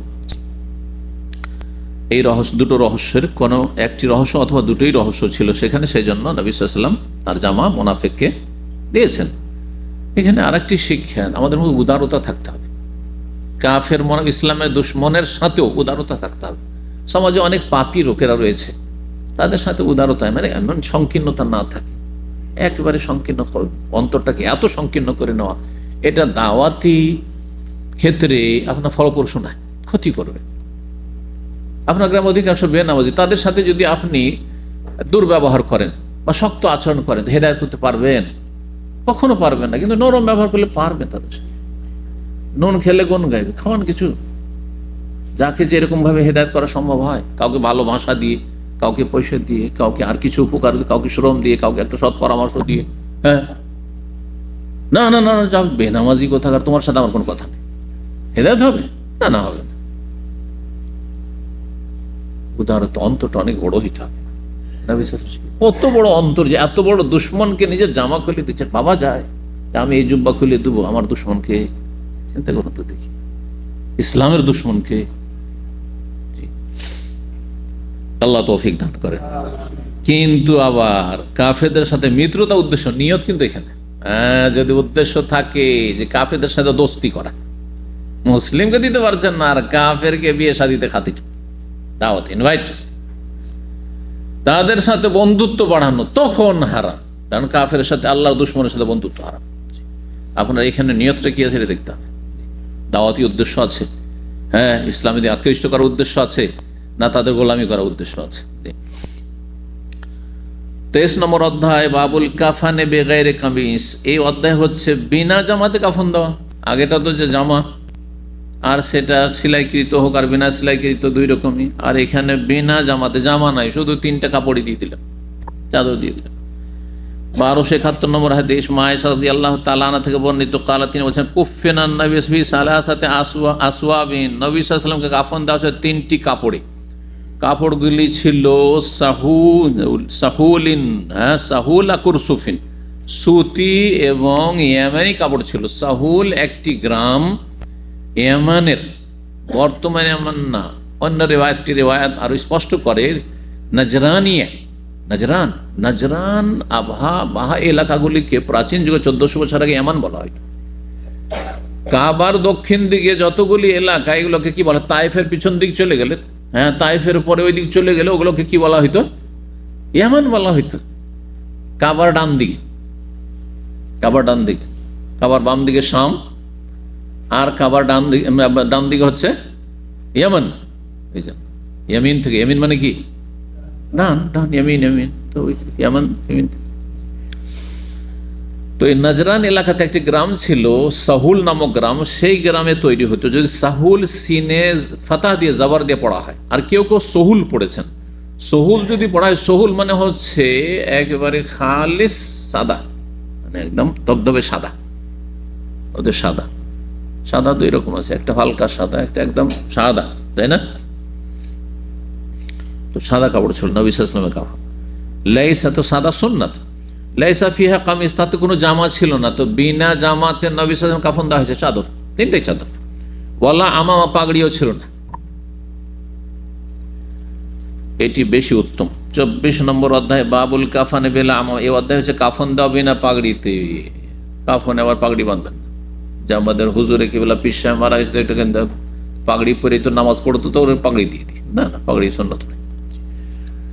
1273 নম্বর হাদিস মায়েশা রাদিয়াল্লাহু তাআলা আনহা বর্ণনা করছেন, আন্না রাসূলুল্লাহ সাল্লাল্লাহু আলাইহি ওয়াসাল্লাম কুফিনা ফি সালাসাতি আসওয়াবিন বিদিন সাহুলিয়াতিন, নবী সাল্লাল্লাহু আলাইহি ওয়াসাল্লামকে 3টি সাদা ইয়ামানি সাহুল নামক গ্রামে তৈরিকৃত কাপড়ে কাফন দেওয়া হয়েছিল। লাইসা ফিহা কামিজ, তাতে কোনো জামাও ছিল না, ওয়ালা ইমামা, আর কোনো পাগড়িও ছিল না। 25 নম্বর অধ্যায় বাবুল কাফান মিন জামিল মাল, এই অধ্যায় হচ্ছে সমস্ত পরিত্যক্ত ধন সম্পদ থেকে কাফন দিতে হবে। কাফন দেবেন কোথা থেকে? এই ক্ষেত্রে আমাদের দেশের অধিকাংশ মানুষের ধারণা একেবারে ভুল। সেটা কি জানেন? কাফন হবে সমাজের পয়সা দিয়ে। আমাদের দেশে একটা সমাজ আছে না, গোটা গ্রামের একটা সমাজ থাকে, সর্দার থাকে, মন্ডল থাকে। ইংরেজ আমলে এটা শুরু হয়েছে। এটা নবী সাল্লাল্লাহু আলাইহি ওয়াসাল্লাম আর সাহাবায়ে কেরামদের কোনো আদর্শ না। ইংরেজ আমলে যখন ইংরেজ আমাদেরকে গোলাম বানিয়ে এলো, কাফের জালেমরা, তখন আমাদের দিন ইসলামে কিছু কাজ করতে হবে, তখন এই সর্দারি, মন্ডলী, মাতবরি, এই সিস্টেমটা চালু করে গ্রামের মুক্তমুখ, ওর মধ্যে মুষ্টি উঠেইতো। মুষ্টি জানেন না কেউ? মুষ্টি কাকে বলে? প্রতিদিন যখন মহিলারা পাক করতে যাবে, তখন যে পাকের যে চাউলটা আছে না, ওই চাউল থেকে এক মুঠ উঠিয়ে রেখে দেবে, এক মুষ্টি উঠিয়ে রেখে দেবে। এই ডেলি মুষ্টি 7 দিনে উঠালে 7 দিনে উঠিয়ে, আমরা দেখতাম আমার আম্মা উঠাইতেন এক সময়, মুষ্টি উঠিয়ে মাদ্রাসা থেকে আসবে, মক্তব থেকে আসবে, মুষ্টিটা নিয়ে যাবে, আর ওই দিন মাদ্রাসা মক্তব চলবে গ্রামের। তো এই মুষ্টি 7 দিনে যে উঠালো 7 মুঠ, যে যেমন উঠাই, প্রায় কিলো খানেক হয়ে যেত, আধ কিলোর ওপরে হইতো, আধা কিলো থেকে 1 কিলো, 1 কিলো মোটামুটি হয়েই যেত এক মুঠ করে উঠি। আল্লাহ, এই দিয়ে আলহামদুলিল্লাহ একটা মাদ্রাসা, একজন শিক্ষকের বেতন চলছে, আলাদা আর কিছুই দিতে হয় না। অথচ এটা পাক করলে ভাতটা এমনি খাওয়া হয়ে যেত। পাক করার জন্য যতটা চাল দেয়, অতটা ওখান থেকে 1 মুঠ করে উঠিয়ে রেখে দেয়, 7 দিন 7 মুঠ। ইংরেজ আমলে যখন সমস্ত ইসলামের কাজ বন্ধ হয়ে গেল, সরকারি ভাবে মোগল মুসলিম বাদশারা ছিল, তখন হইতো। এখন কাজ হয় না, তো কিভাবে কাজ হবে? তখন আমাদের মুরব্বীরা তখন চিন্তা করলেন যে দিন ইসলামের খেদমত আমাদের করে যেতে হবে। কিভাবে করে? তখনকার মানুষের কাছে টাকা পয়সা ছিল না। এখন যেমন এই দিয়ে দিল 50,000, এই দিয়ে দিল 1 লাখ, এই দিল এত লাখ, এই দিল 1,000, কমপক্ষে 500,000, ছিল না টাকা পয়সা। কোথায় টাকা পয়সা? আমরা ছোটকালে একটা টাকা বের করা মুশকিল। 4 আনা পয়সা, 8 আনা পয়সার অনেক মূল্য ছিল।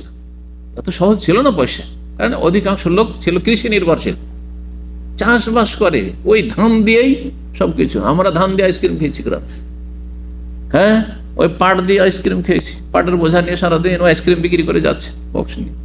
জি, এই যুগ পেয়েছি আমরা, পুরাতন নতুন সব যুগ পেলাম। আল্লাহ বরকত দান করুন। তো সুবহানাল্লাহ, কি করা হইতো? ওই মসজিদ চাউল দিয়ে বেতনের ব্যবস্থা হয়ে যেত, দিনে খেদমতের ব্যবস্থা হয়ে যেত, একটা মাদ্রাসা বা মসজিদ বা আরো যে খরচগুলি রয়েছে সেগুলি চালানো সম্ভব হইতো। তো আমাদের সমাজের লোকেরা কি মনে করে যে কাফন মানুষ মারা গেলে দিতে হবে গ্রামবাসীকে, 10কে বলে, মানে গ্রামের যে 10 জন বাস করে, 10 আমাদের আঞ্চলিক ভাষায়, এই গ্রামবাসীর দায়িত্ব। সুতরাং ওই বাইতুল মালে গ্রামে যে পয়সাটা আছে না, ওখান থেকে বড় বড় ধনী আমার কাফন, আপনার কাফন, এই সচ্ছল সবার কাফন ওখান থেকে তখন সমাজ থেকে দিচ্ছে। এটা কোথায় পেলেন? ইসলামে কোথায় বলেন এটা? বরং এতে মানহানি করা, ভালো করে শুনে রাখেন, সংশোধন করতে হবে আমাদেরকে। মানহানি করা, আমাকে যদি এখন বেঁচে থাকা অবস্থায় যদি গ্রামের ওই বাইতুল মাল থেকে কিছু একটা জামা কিনে দেন, তো এটা আমার সম্মান করলেন না মানহানি করলেন? মানহানি করলেন না আপনি। জামে ওই যে ফিতরা জাকাত বা মুক্ত মুখ বা ফিতরা জাকাত নাই হোক, আপনার সাদকা যে দান খায়রাত করেছে ওইখান থেকে আমাকে আপনি একটা জুব্বা কিনে দেবেন অথবা একটা ঘড়ি কিনে দেবেন, এটা মান সম্মান নষ্ট করলেন আমার, হ্যাঁ, ছোট করলেন আমাকে। আল্লাহ আমাকে আলহামদুলিল্লাহ দিয়েছে, আর আপনি যদি দেন, গিফট দেন, তো আপনার নিজের ঘর থেকে দেন, নিজের পয়সা থেকে দেন। এই সাদাকার পয়সা থেকে কেন আমাকে গিফট দেবেন আপনি? কথা বুঝতে পারছেন? জীবিত অবস্থায় তো মানহানি এটাকে, মরার পরে ওই লোকটাকে কি করে ওই 10-এর পয়সা দিয়ে, গ্রামের পয়সা দিয়ে বাইতুল মাল থেকে কি করে কাফন দিচ্ছেন আপনি? মান সম্মান নষ্ট করছেন না? নবী সাল্লাল্লাহু আলাইহি সাল্লাম বলেছেন, মুমিন ব্যক্তি সম্মানিত হাইয়ান ওয়া মাইয়াতান, জীবিত অবস্থা মৃত অবস্থা। তাহলে ইসলাম কি বলছে? কাফন কোত্থেকে আসবে? কাফন পরিত্যক্ত সম্পদ, যা ছেড়ে গেল ওই ব্যক্তি, মৃত ব্যক্তি, তার থেকে প্রথম কাজ হচ্ছে কাফন। আমি যখন ফারাইজের আলোচনা করেছি, ফারাইজের ধারাবাহিক আলোচনা কয়টি আছে কে বলতে পারে? পুরানো ছাত্ররা যারা ফারাইজের দার্সে থেকেছেন, হ্যাঁ, কতটি আছে? সব খালাস, সব। এইটাও মনে নেই, তাহলে ফারাইজের মাসলে আর কি মনে থাকবে? ফারাইজ দার্স আজকে থেকে 5 বছর আগে করেছি। কারাই দার্সে বসতে, অন্তত হাত ওঠান যে কারাই দার্সে বসতেন। ফারাইজের দার্সে বসতেন, এই তো 1, 2, 3, 4, 5 মিনিট আছে তো, মাসা কষ্ট তো আছেই। কোথায় কতটি পর্ব হয়েছিল মনে নেই? আল্লাহ হেদায়েত করে। শুধু ফুলুস আর ফুলুস, ফুলুস। হ্যাঁ, 100 না, আপনি তখন হয়তো আসতেন, আপনার বয়স কম। ইসলামিক সেন্টার ওই যে 25 বছর বয়সের আছে ইসলামিক সেন্টার, 2000 সাল থেকে না, এই বাইরে 2000 সাল থেকে। আমি 99 থেকে, এরা 2000 সাল, মানে 2001 থেকে এসছে। তো 25টা পর্বে আলোচনা করেছিলাম, সংক্ষিপ্ত ফারাইজের আলোচনা আছে, ইউটিউবে আছে, পাবেন। তো ফারাইজের আলোচনায় প্রথম আলোচনা যেটা, যে মানুষ যখন মারা যায় তার ধন সম্পদের সাথে 4টি হক সম্পৃক্ত, 4টি অধিকার বুঝে যায়। 1 নম্বর হক হচ্ছে আত-তাজহিজ ওয়া তাকফিন, তার কাফন দাফনের খরচা। কাফন দাফনে যদি খরচ হয়, অনেক জায়গায় কবর কিনতে হয়, কবর খনন করতে হয়, ফ্রিতে হয় না। আমাদের গ্রাম অঞ্চলে একটা সুবিধা যে ফ্রিতে হয়, কিন্তু শহরে হয় না, পয়সা দিতে হয়। সব ওর পয়সা থেকে। কেন গ্রামের পয়সা দিয়ে হবে, কবর খনন হবে? হ্যাঁ, আর ওই যারা কবর খনন করলো তাদের মজদুরি দেওয়া হবে না, তার পয়সা থেকে, পরিত্যক্ত ধন থেকে, তারিকা মিরাজ থেকে। 1 নম্বর কাজ। 2 নম্বর কাজ কি হইতে পারে দেখি? ঋণ পরিশোধ করতে হবে। ঋণ আগে ঋণ পরিশোধ করতে করতে সমস্ত জমি জায়গা শেষ, হ্যাঁ, সব ভিটে মাটি শেষ করে দেন, কোনো ভাগ পাবে না ছেলে মেয়েরা। আজকাল কোন মুসল্লি আছে এর উপর আমল করবে? এটা ইসলাম? এমনি মুখে শুধু ইসলাম আর শুধু মজার মিষ্টি মিষ্টি ইসলাম পালন করলে হবে না। জি, ইসলামকে বুঝতে হবে এবং আমল করার জন্য প্রস্তুত থাকতে হবে। আর আগে থেকে সাবধান থাকতে, এত ঋণের বোঝা না হয়ে যায় যে আমার ভিটে মাটিটা দিয়ে আমার ঋণ পরিশোধ করতে হয়। এটা হচ্ছে ইসলাম, না হলেও জাহান্নামে যাবে। আপনি ভিটে মাটিতে বাস করবেন, হ্যাঁ, আপনার ছেলে মেয়েরা ভোগ করবেন, আর আপনার বাপ যা ঋণের বোঝা নিয়ে ঋণ পরিশোধ হয়নি, জাহান্নামে চলবে। 2 নম্বর ঋণ পরিশোধ করা। 3 নম্বর কি হইতে পারে? ওসিয়ত যদি করে গিয়ে থাকে যে আমার 1 বিঘা মসজিদে দিয়ে দিও, 1 বিঘা মাদ্রাসায় দিয়ে দিও, 1 বিঘা অমুক আলেমকে দিয়ে দিও, 1 বিঘা অমুক গরিবকে দিয়ে, এতিমকে দিয়ে দিও, বিধবাকে দিন। কতটা পরিমাণ করতে পারবে ওসিয়ত? যদিও সবগুলি করে হবে, ম্যাক্সিমাম 3 ভাগের 1 ভাগ, 1/3। 3 লাখ টাকা থাকলে 1 লাখ টাকা পর্যন্ত ওসিয়ত করতে পারে যে আমার মরার পরে এই এত করিও। যদি করে যে না অর্ধেক হবে না, তার কথা গ্রহণযোগ্য না, রিজেক্টেড। অসলসু কাসীর, নবী সাল্লাল্লাহু আলাইহি ওয়াসাল্লাম, সহিহ বুখারী মুসলিম হাদিস, প্রায় হাদিসে কিতাব হাদিস রয়েছে। 3টা কাজ হয়ে গেল, তারপরে দেখতে হবে যে টাকা পয়সা আর বাঁচলো কিনা, জমি জায়গা বাঁচলো কিনা, তার কাফন দাফনের খরচ করে, ঋণ পরিশোধ করে, ওসিয়ত শেষ করে আর কিছু বাঁচলো কিনা। যদি বাঁচে তাহলে তখন এখন ভাগ করতে বসতে হবে।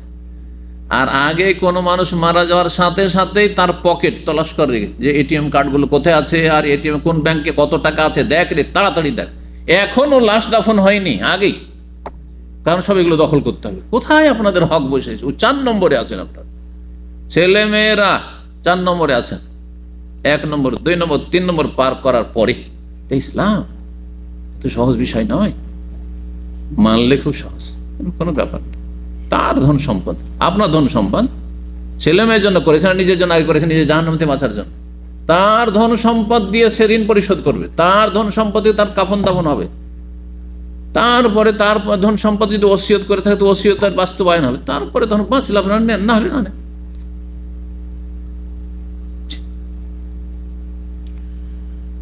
তো বলছেন ইমাম বুখারী, বাবুন, এই অধ্যায় হচ্ছে আল কাফানু মিন জামিল মাল, কাফন দিতে হবে সমস্ত ধন সম্পদ থেকে। উদাহরণস্বরূপ, একজন লোক মারা যাচ্ছে, ওই সময় শুধু তার কাছে কাফনের পয়সা আছে, কিছুই নেই, তার ভিটে মাটিও নেই, কিচ্ছু নেই তার কাছে, তার পকেটে বা ব্যাংকে এতটা পয়সা, সেটা দিয়ে কি হবে? তার কাফন দাফনের খরচ হবে। কি করবেন?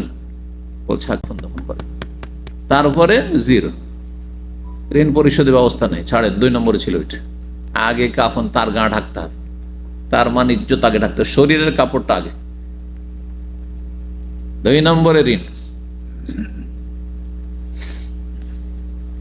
অবেহি কালা আতা, বলছে এই কথাই বলেছে ইমাম আতা মক্কি তাবি, ইমাম জোহরি মাদানী তাবি, মদিনার তাবি, আমর ইবনে দিনার তাবি, কাতাদা তাবি। ওয়াকাল আমর ইবনে দিনার, আমর ইবনে দিনার বলছেন আল হানুত মিন জামিল মাল, এমন কি সুগন্ধিটাও সমস্ত ধন সম্পদ থেকে হইতে হবে। এ না যে আতরটা কেউ দিবে তাহলে কারি ফ্রি পেলে, আতরটাও ওই পরিত্যক্ত ধন থেকে ওর পয়সা দিয়ে কিনবে। এমনি দিয়ে দিল হাতিয়া, সেটা আলাদা কথা, কিন্তু অথবা ছেলে আছে ইনকাম করেছে দিয়ে দিল, কিন্তু আসল হচ্ছে কি এটা কোত্থেকে হবে? তার পরিত্যক্ত ধন থেকে, তার আগে অধিকার, সে আতর তার গায়ে লাগানো হবে, মাইয়েত মারা গেছে, আর তারপরে তখন বাঁচলে তখন ভাগ করবেন। ওয়াকালা ইব্রাহিম, ইব্রাহিম তাইমি বলছেন, বা ইব্রাহিম নাখি, ইউবদাউ বিল কাফান, শুরু করতে হবে কাফন থেকে, সুম্মা বিদ্দাইন, তারপরে ঋণ, সুম্মা বিল ওয়াসিয়াত, তারপরে ওসিয়াত। 3টা বলেছেন। কালা সুফিয়ান বলছেন আজরুল কবরে ওয়াল গাসলে হুয়া মিনাল কাফান, কবরের পারিশ্রমিক, কবর খনন করেছে তাদেরকে পারিশ্রমিক দিতে হবে। ওয়াল গাসল, গোসল দিয়েছে সেটাও ফ্রি না, অনেক জায়গা আছে যে গোসল দাও ফ্রি না। হ্যাঁ, আমাদের দেশে তো আলহামদুলিল্লাহ ভালো, জনকল্যাণমূলক কিছু কাজ আছে ফ্রি। আর সৌদি আরবে বলদি আছে, বলদি মিউনিসিপালিটির ব্যবস্থা সরকারের পক্ষ থেকে যে নিয়ে গেলে সব গোসল দিয়ে দেওয়া হচ্ছে। কিন্তু এমন জায়গায় পশ্চিমা দেশে গোসল দিতে হবে, হ্যাঁ, নিজে না দিতে পারলে পয়সা দিয়ে, পয়সা ছাড়া হবে না। তখন কি করবেন? আপনি শহরে বাস করেন, কেউ কাউকে চেনে না, অসুবিধা।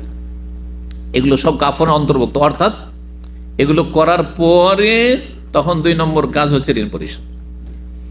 1274 নম্বর হাদিস বর্ণনা করেছেন ইব্রাহিম বিন সাদ, সাদ বিন আবি ওয়াক্কাস থেকে, সাদ থেকে বর্ণনা করছেন, বলছেন কালা উতিয়া আব্দুর রহমান ইবনে আউফ, নিয়ে আসা হইল আব্দুর রহমান বিন আউফকে ইয়াওমান বিতআমিহি, আব্দুর রহমান বিন আউফ রাদিয়াল্লাহু তাআলা আনহুর কাছে একদিন কি নিয়ে আসা হইল? খাবার নিয়ে আসা হইল, তার কাছে খাবার নিয়ে আসা হইল। অর্থাৎ কেউ তার কাছে ভালো খাবার পরিবেশন করেছেন, তার পরিবারে হবে, হয়তো তার স্ত্রী, ছেলেমেয়েরা, যেই হোক না কেন। সেদিন তিনি সিয়াম অবস্থায়, রোজা অবস্থায় ছিলেন, সারাদিন রোজা রেখেছেন। ইফতারির সময় তার সামনে খাবার পরিবেশন করা হয়েছে।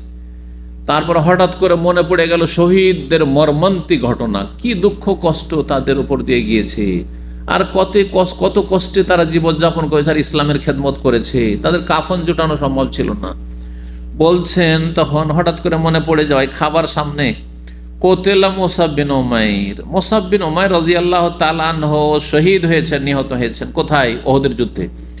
ওয়াকানা খায়রাম মিন্নি, তিনি আমার চাইতে ভালো মানুষ ছিলেন।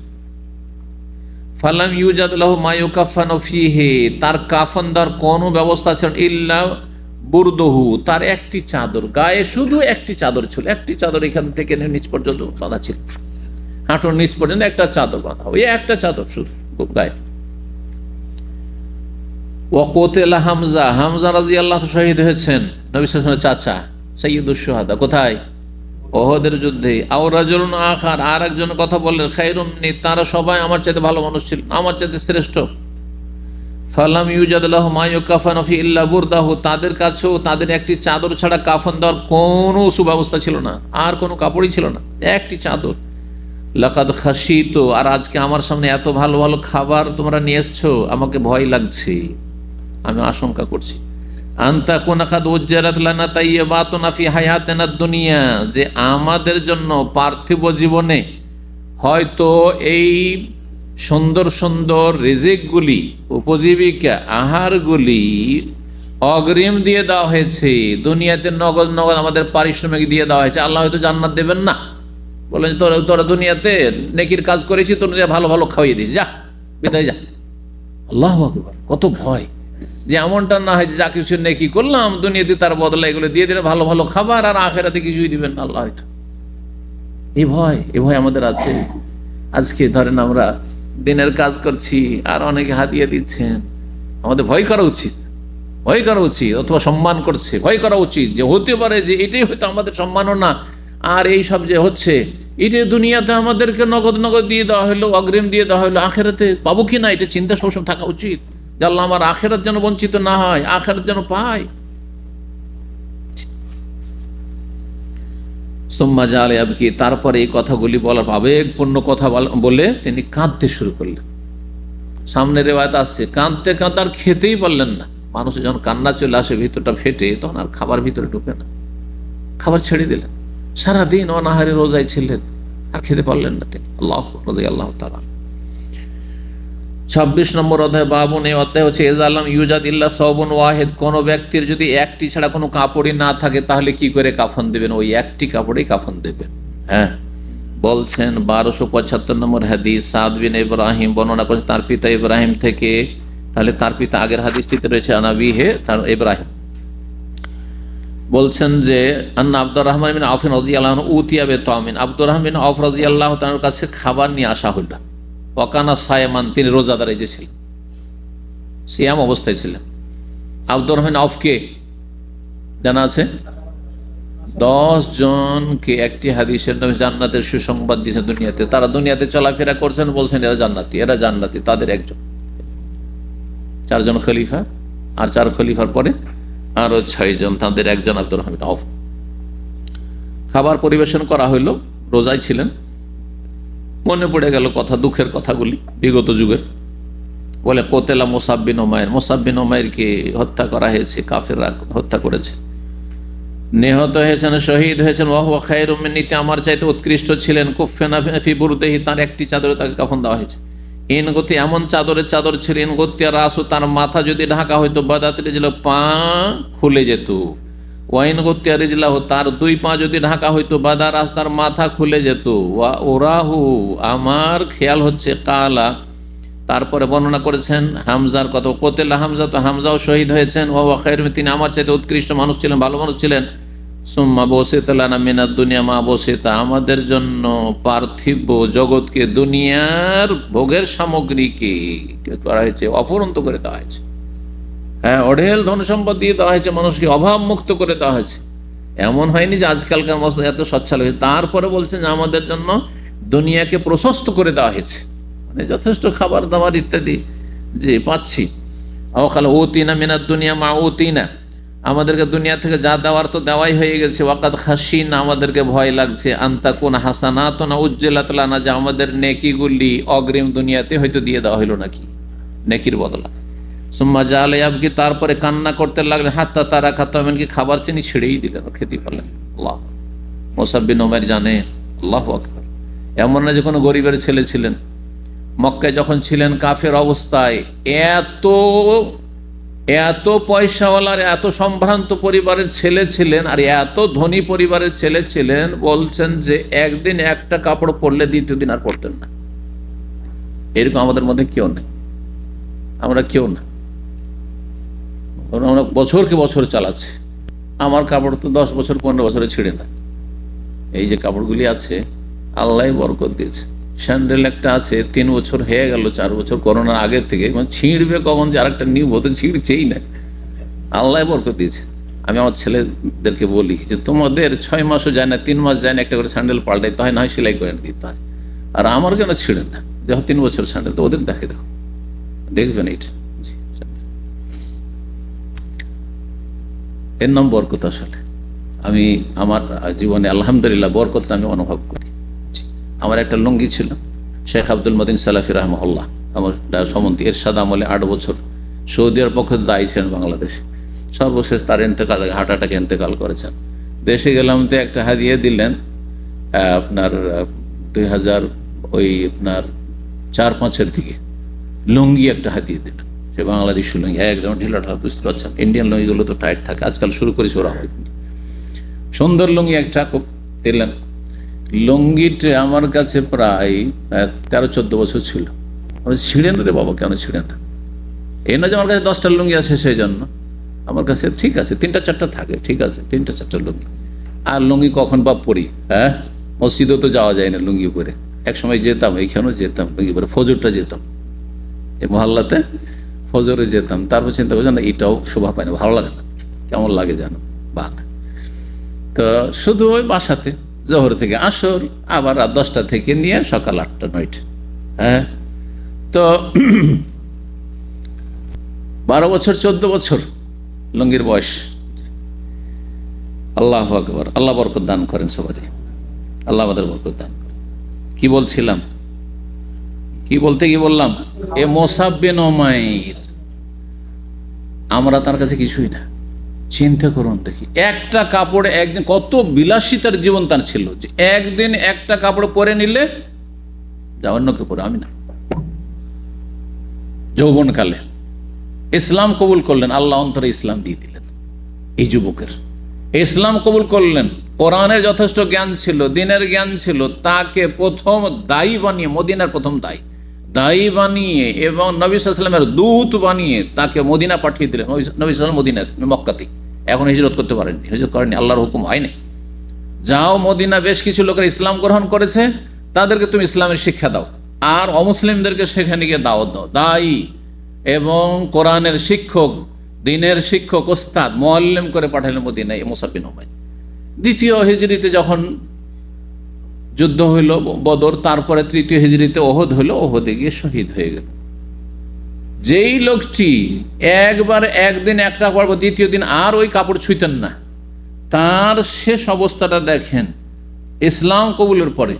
কারণ গরিব হয়ে গেছিলেন সেই জন্য না, ইসলাম গ্রহণ করার পরে যত ধন সম্পদ ছিল ইসলামের খেদমতে, রাসূলুল্লাহ সাল্লাল্লাহু আলাইহি ওয়াসাল্লামের খেদমতে নিয়ে এসে হাজির করে, ইয়া রাসূলুল্লাহ, সব দান খেরাত করে দিলাম, কিচ্ছু রাখবো না। আল্লাহু আকবার, কেমন ত্যাগী ছিলেন, কেমন কোরবানি দিতে তারা করেছেন, চিন্তা করুন।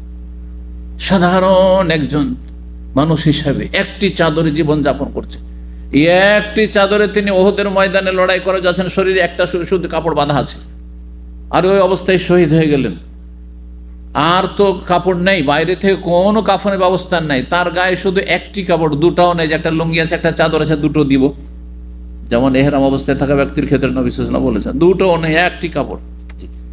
সেই হাদিসটা আসছে, পূর্ণ আসছে, তখন শোনেন। মাথা ঢাকলে পা ঢাকা যায় না, পা ঢাকলে মাথা ঢাকে না। নবী সাল্লাল্লাহু আলাইহি ওয়াসাল্লাম কি করতে বললেন তাই শোনেন। 27 নম্বর অধ্যায় রয়েছে, বাবুন, এই অধ্যায় হচ্ছে ইযা লাম ইয়াজিদ কাফানান, যদি কাফন না পায় কেউ, ইল্লা মা ইউয়ারি রাসাহু, মাথা ঢাকছে, আও কাদমে, অথবা 2 পা ঢাকছে, কোনটা ঢাকবেন ঢাকেন। তাহলে কি করবে বলছেন, গাত্তা বিহি রাসা, তাহলে মাথাকে প্রাধান্য দেবে, মাথার দিকটা ঢাকবে, মুখমণ্ডল ঢাকবে, আর পা খোলা রেখে দেবে, পায়ের দিক খোলাই থাকে, ছোট হয়ে যায় কাপড়টা। 1276 নম্বর হাদিস বর্ণনা করছেন খাব্বাব বিন আরাত রাদিয়াল্লাহু তাআলা আনহু, মজলুম সাহাবী ছিলেন, অসহায় দুর্বল ছিলেন। মক্কার কাফের খুব জুলুম অত্যাচার করেছে যাদের ওপর, গরিব, তাদের একজন হচ্ছেন এই খাপ্পা। তিনি বলছেন হাজার নামান নবী, আমরা হিজরত করেছি নবী সাল্লাল্লাহু আলাইহি ওয়াসাল্লামের সাথে মদিনায়, নালতামিসু ওয়াজহা, আল্লাহর সন্তুষ্টির জন্য, দুনিয়ার গরজে আমরা যাইনি যেমন আজকালকার হিজরত। এক দেশ থেকে এক দেশ কিসের জন্য? পয়সার জন্য, পেটের জন্য। জি। ফাওয়াকা আজরুনা আলাল্লাহ, আল্লাহর কাছে আমাদের নেকি সাব্যস্ত হয়েছে। ফামিন্না মাম্মাতা, আমাদের মধ্যে কেউ কেউ আবার দুনিয়া থেকে মারাও গেছেন। লাম ইয়াকুল মিন আজরিহি শাইআন, দুনিয়ায় তার পারিশ্রমিকের কিছুই খাননি, সব থেকে গেছে, আল্লাহর কাছে আখিরাতে পাবেন। ইসলাম কবুল করার পরে তাড়াতাড়ি যারা প্রথম দিকে মারা গেছেন তারা তো কিছু খেতে পাননি, এই গাছের ফল খেতে পাননি, কিন্তু যারা থেকেছেন তারা পরে গনিমতের ধন সম্পদ পেয়েছেন, ফাইয়ের ধন সম্পদ পেয়েছেন, ঠিক না? যখন বড় বড় জিহাদগুলো হয়েছে, আপনার খন্দকের যুদ্ধের পরে যে জিহাদগুলো হয়েছে, যেন খাইবারের যুদ্ধ, হুনাইনের যুদ্ধ, অনেক গনিমতের ধন সম্পদ এসেছে, গনিমতের ধন সম্পদ এসেছে। তো বলছেন যে আমাদের মধ্যে এমনও কেউ রয়েছেন যারা দুনিয়া থেকে চলে গেছেন ইসলাম কবুল করার পরে প্রথম দিকে, লাম ইয়াকুল মিন আজরিহি শাইআন, তাদের পারিশ্রমিক থেকে দুনিয়াতে কিছুই তারা খেতে পান। মিনহুম মুসাব বিন উমাইর, তাদের অন্যতম হচ্ছেন মুসাব বিন উমাইর রাদিয়াল্লাহু তাআলা আনহু। ওয়া মিন্না মান আইনাআত লাহু সামারাতুহু, আর আমাদের মধ্যে কেউ কেউ আবার এমনও রয়েছেন যাদের গাছের ফল পেকেছে, যাদের গাছের ফল পেকেছে। গাছ লাগাবার পরে গাছের ফল খাওয়ার কত আশা থাকে। কাঁঠাল গাছ, আম গাছ যারা লাগায়, আমরা বাগান, যেহেতু বাগানের দেশের মানুষ আমরা বুঝি, বড় আশা থাকে যে ফল খাবো, তাই না? ঠিক ওই রকমই ছেলে মেয়ে মানুষ করে, বিশেষ করে ছেলেদের ক্ষেত্রে, মেয়েদের থেকে তো ইনকাম আশা করা যায় না, আর যারা আশা করছে তারা মূর্খ, তারা ইসলাম বুঝে না। মেয়েরা ইনকাম করার জন্য আল্লাহ পয়দা করেননি। জি। তো ছেলেদেরকে কষ্ট করে মানুষ করে, বাপ মা বড় আশা করে যে এই ছেলে মানুষ হবে, তখন এই আমার একটা গাছ মানুষ হলো, গাছ মানুষ হলে তখন ফল ধরবে না, আমার ছেলে যখন আয় ইনকাম করতে লাগবে, আমার বয়স যখন 60-70 হয়ে যাবে, আর তো চলতে পারবো না, আয় ইনকাম করতে পারবো না, তখন আমার এই ছেলেটা দেখবে, ঠিক না? বড় আশা করে। আর এই আশা যদি পূরণ না হয় কত কষ্ট লাগে, চিন্তা করুন তো দেখি, সবই কষ্ট হবে। তবে আল্লাহর উপর সবসময় তওয়াক্কুল রাখতে হবে, তাহলে কষ্ট কম হবে, কষ্ট হবে না। আল্লাহর উপর ভরসা, রিজিক দাতা আল্লাহ, রিজিক যিনি আল্লাহ রাব্বুল আলামিন মায়ের পেটে আমাকে রিজিক দিয়েছেন, এখন রিজিক দিবেন, বার্ধক্যে রিজিক দিতে পারবেন না? আল্লাহ দেবেন ইনশাআল্লাহ। ছেলে না দিবে আল্লাহ, কারো অন্তরে মায়া দিবেন, হ্যাঁ, সে নিজে থেকে দিয়ে যাবে, আল্লাহ তার অন্তরে দেবে যে দিয়ায়, ওর বাড়িতে অভাব আছে দিয়ায়, ও বিধবাকে দিয়ায়, ও এতিমকে দিয়ায়, বুড়ো মানুষকে দিয়ায়, এখানে থাকতে হবে আল্লাহর উপর। তো কি বলছেন হাদিসটাতে আসি, আমাদের মধ্যে কেউ কেউ আছে যে তাদের গাছের ফল পেয়ে গেছে, মানে তারা সময় পেয়েছে, তারপরে মক্কা বিজয়ী হইলো, তারপরে গনিমতের ধন সম্পদ আসতে লাগলো, জিজিয়ার ধন সম্পদ আসতে তারপরে মুসলিমরা সাহাবায়ে কেরামগণ অনেক সুখী হয়ে গেলেন, সুখী হয়ে গেলেন। জি। তো ফাহুয়া ইয়াহদিবুহা, সুতরাং সে সেই ফল কুড়াচ্ছে। হাদাবা ইয়াহদু মানে কুড়ানো, ফল কুড়া, শুদ্ধ ভাষা হচ্ছে কুড়ানো, আপনার বলে টুকানো। আম টুকাইতে গেছিলাম না, আমরা আম কুড়া বলি, আম কুড়াইতে। ঝড়, একটু বাতাস যখন শুরু, আমরা তো আম বাগানের দেশের মানুষ না, তো সুবহানাল্লাহ, ছোট থেকে মাতার সাথে যখন বাড়িতে থাকতাম আমের সময়, একটু বাতাস যখন জোরে শুরু হইলো, আর বাড়িতে থাকে কে? রাত 2টা-3টে বাগানে, আর মাঝে মাঝে জিন শয়তানের ভয়ও দেখে। তো জিন শয়তান না মানুষ শয়তান গাছে বসে আছে, ভয় লাগতো। কখনো দেখছি পা দেখতে পাচ্ছি, কেউ অনেক সময় ভ্রমই হইতো, জিন পা দেখাচ্ছে রে, হ্যাঁ ভয় দেখাচ্ছে। আবার কোন দিক থেকে কোনো আওয়াজ আসছে, মনে হচ্ছে কেউ ঢেল মারছে, মানুষ শয়তান জিন শয়তান। অন্ধকার কিছুই দেখা যায় না। আম বাগানে ঝড়ের সময় দৌড় দিতাম, ঝড় মানে দৌড় দিয়ে, এখন বাগানে, বাড়িতে নাই কেউ, ছেলেরা 8 বছর 10 বছর থেকে নিয়ে 18 বছর 20 বছরের ছেলে সব আমাদের দেশে এইরকম। তো আম কুড়ানো, খুব আম কুড়িয়েছি কিন্তু আমার ছোট জীবনটা। তো বলছেন যে ফাহুয়া ইয়াহদিবুহা, যারা সময় পেয়েছে আর তাদের গাছের ফল পেকেছে, মানে ইসলাম শক্তিশালী হয়েছে, ইসলামের বিজয় হয়েছে, তখন অঢেল ধন সম্পদ নবী সাল্লাল্লাহু আলাইহি ওয়াসাল্লামের কাছে বাইতুল মাল এসেছে, তখন সাহাবায়ে কেরামদেরকে দিয়েছেন, ডানে বামে দিতে থেকেছেন। তারা সে ফল কুড়িয়ে খাচ্ছে। কোতেলা ইয়াউমা ওহদিন, এ মুসাব বিন উমাইর ওহদের যুদ্ধে শহীদ হয়ে যান। ফালাম নাজিদ লাহু মা নুকাফফিনু বিহি ইল্লা বুরদাতান, তাকে কাফন দেওয়ার জন্য কোনো কিছু নেই, একটি চাদর ছাড়া, একটি তার চাদর ছাড়া কিচ্ছু নেই তার কাছে।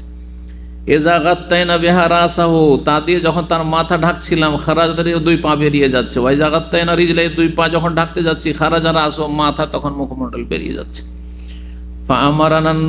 জিজ্ঞাসা করলি আর কি করবো, আর তো কাপড় নেই, আর অন্য কেউ যে দেবে নেই কারোর কাছে। 70 জন সাহাবায়ে কেরাম, তাদের কারো কাপড়ের ব্যবস্থা নেই, ওই রকম সবারই অভাব, কাপড়ের কোনো ব্যবস্থা নেই। কত অভাব ছিল চিন্তা করুন তো। এখন কোন মুসলিম সমাজে এরকম অভাব আছে? তারপর তাদের ঈমান, তাদের আমল, তাদের তাকওয়া কেমন ছিল চিন্তা করতে। বলছেন নবী সাল্লাল্লাহু আমাদেরকে নির্দেশ দিলেন, আন নুগাত্তিয়া রাসাহু, তার মাথাটা যেন আমরা ঢেকে দিব। আন নাজআলা আলা রিজলাইহি মিনাল ইজখার, আর তার দুই পায়ের ওপর ইজখার নামক ঘাস যেন আমরা চাপিয়ে দিই, ঘাস দিয়ে ঢেকে দাও। ইজখার আরব দেশের ঘাস ওই রকমই, যেমন আমাদের দেশের দুর্বা ঘাস। দুর্বা ঘাস বুঝেন, যেটাকে আঞ্চলিক ভাষা অনেকে দুবড়া ঘাস বলে। দুর্বাকে কি বলে? দুবড়া, আগে পরে করে দেয় দুবড়া। কি বলেন? দুর্বা বলেন না দুবড়া? শুদ্ধ দুর্বা ঘাস। তো ইজখার ঘাস, ইজখার ঘাস হেজাজে, মক্কা মদিনাতে হইতো, কাঁটাযুক্ত ঘাস হইতো। 28 নম্বর অধ্যায়, এটা দিয়ে শেষ করি। বলছেন বাবু মানিস্তাদাল কাফানা ফি জামানিন নবী সাল্লাল্লাহু আলাইহি ওয়াসাল্লাম, যদি কোন ব্যক্তি কাফনকে প্রস্তুত রাখে আগে থেকে, বেঁচে থাকা অবস্থায় এটা আমার কাফন হবে। নবী সাল্লাল্লাহু আলাইহি ওয়াসাল্লাম আমলেই এমন এক সাহাবী ছিলেন, তিনি করেছেন। ফালাম ইউনকার আলাইহি, আর তার কেউ প্রতিবাদ করেনি, তাকে কেউ নিষেধ করেনি। নবী সাল্লাল্লাহু আলাইহি ওয়াসাল্লাম নিষেধ করেননি, অথচ নবী সাল্লাল্লাহু আলাইহি ওয়াসাল্লাম জীবদ্দশায়, যদি নবী সাল্লাল্লাহু আলাইহি ওয়াসাল্লাম না জানতেন তো ওহী দ্বারা আল্লাহ জানিয়ে দিতেন নাজায়েজ হইলে। তাহলে এই অধ্যায় নিয়ে ইমাম বুখারী যেটা বলতে চাইছেন, কোন ব্যক্তি বেঁচে থাকা অবস্থায় যদি পছন্দ করে যে এই কাপড়টা আমি কাফনের জন্য রেখে দিলাম, তাহলে জায়েজ না? না জায়েজ? জায়েজ। কিন্তু আমাদের দেশে আবার বেদাত আছে কিছু। মক্কা মদিনা যখন হজ করতে আসে, এখানে কাপড় কিনে, কাপড়টা মেডিয়ান জাপান, না হয় চাইনা, না হয় তাইওয়ান, সব কাফের দেশে, খুব কমই হয় ইন্দোনেশিয়া, আর হইলেই বাকি হইল। হ্যাঁ, ঠিক না? আচ্ছা, কাপড়টা কিনলো কোথায়? মক্কা নয় মদিনা থেকে। তারপরে কি করে? সে কাপড়টাকে জমজম দিয়ে ধুয়ে নেয়। এই যে একটা বিদাত করলাম। কাফন আপনি অসুবিধা নেই, কাফন আমি এহরামের কাপড়, এই যে হজ করলাম, এটা আমি রেখে দেবো, আমার জানা কাফন হয়, অসুবিধা নেই। কিন্তু আপনি যদি জমজম দিয়ে ধন, তাহলে আপনি বেদাতি কাজ করলেন, গুনহার কাজ করলেন। এতে আপনার আযাব, কবর আযাব বাড়াবে, আযাব বাড়াবে। বেদাত কবিরা গুনাহ, সুতরাং কবর আযাব। ভালো করে শুনে রাখেন, নিষেধ করবেন মানুষকে। কাফন নিজের চয়েস করা যায়, তাহলে যে এই কাপড়টাই আমাকে কাফন দিও। 1277 নম্বর হাদিস, হাদিস সাহল রাদিয়াল্লাহু তাআলা বর্ণনা করছেন, আনসারী আন্নাম রাতান জাআতিন নবী সাল্লাল্লাহু আলাইহি ওয়াসাল্লাম, জনৈক মহিলা নবী সাল্লাল্লাহু আলাইহি ওয়াসাল্লামের কাছে আসলো। কি নিয়ে আসলো? বেবুরদাতিন মানসুজাতিন ফিহা হাসিয়াতুহা, একটি এমন চাদর নিয়ে যে চাদরটি তৈরিকৃত, নিজ হাতে তিনি বুনিয়েছেন, ওই মহিলা বুনিয়েছেন। কিন্তু তাহলে সেই মহিলা তাঁতি ছিল। তাঁতি বুঝেন? তাঁতিকে আঞ্চলিক ভাষাতে জোলা বলে, বুঝেন? জোলা না বুঝেন না? জোলা শব্দ বুঝেন না কেউ? জোলা শুনলে এই যে বুঝে দেখেন, কি জানছেন আপনারা, বাংলায় জানছেন। জোলা বললে ওরা রাগ করে, এই জন্য জোলা বলবেন না। কিন্তু তাঁতি, তাঁতের কাজ করে। আগে ছিল হ্যান্ডলুম, হাতের তাঁত, আর তারপরে সেটা গেল, তারপরে আসলে পাওয়ারলুম, কারেন্টের মাধ্যমে। আমি দেখেছি, আমি 4 বছর লংয়ে থেকেছি, যারা হ্যান্ডলুমের কাজ করতো, মানে তাঁতি, তাদের বাড়িতে। তো তাদের ওই তাঁতের এতে নামতাম, গর্তে নেমে বসতাম, আমার টান দিতাম। বলছি, বাবা টান দিও না, ছোট ছিল তখন আমি, 13 বছর। বাবা টান দিও না, না হলে ওই একটা সোদা যদি ছিঁড়ে যায় তো আমাদের কষ্ট, আপনি খাটনি বাড়িয়ে দেবে। তো এগুলো খুব দেখেছি, সব দুনিয়ার মেলা কিছু দেখেছি। তো যাই হোক, বলছেন যে ওই মহিলা এইটি তৈরি করেছিলেন। মানসুজাতিন ফি হাসিয়াতুহা, তার যে পাড়, এই হাসিয়া মানে হচ্ছে আরবিতে হাসিয়া, হাসিয়া মানে টিকা। কেতাবের যদি হয় বইয়ের, তাহলে টিকাকে কি বলে? হাসিয়া বলে। আর কাপড়ের হাসিয়া হচ্ছে পাড়, হ্যাঁ, যেটাকে একটু আগে বললাম পাইড়, বুঝতে পারছেন না? এটা হচ্ছে হাসিয়া। সেটাতে সুতা বেরিয়েও থাকতে পারে, আবার সেলাই করাও থাকতে পারে বা এমনিও থাকতে পারে, 3 রকমই হয়। তো বলছেন যে তার পাড়গুলো কি করা ছিল, মানসুজা, মানে সেলাই করা ছিল, সেলাইকৃত, যেমন এটা সেলাই করা আছে। বললেন আতাদুরুনা মাল বুরদা, তোমরা জানো বুরদা শব্দটি কি?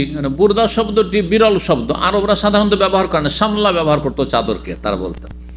রেদাউন মানে চাদর হয়, আজকাল রেদা ব্যবহার করে। রেদা মানে চাদর, বুরদা মানে চাদর, সামলা মানে চাদর। তো বললেন নবী সাল্লাল্লাহু আলাইহি ওয়াসাল্লাম, তো বুরদা বুঝলে? হ্যাঁ। তো কালু সাহাবীরা বললেন আশামলা ইয়া রাসূলুল্লাহ, সামলা, আমরা যেটাকে সামলা বলি।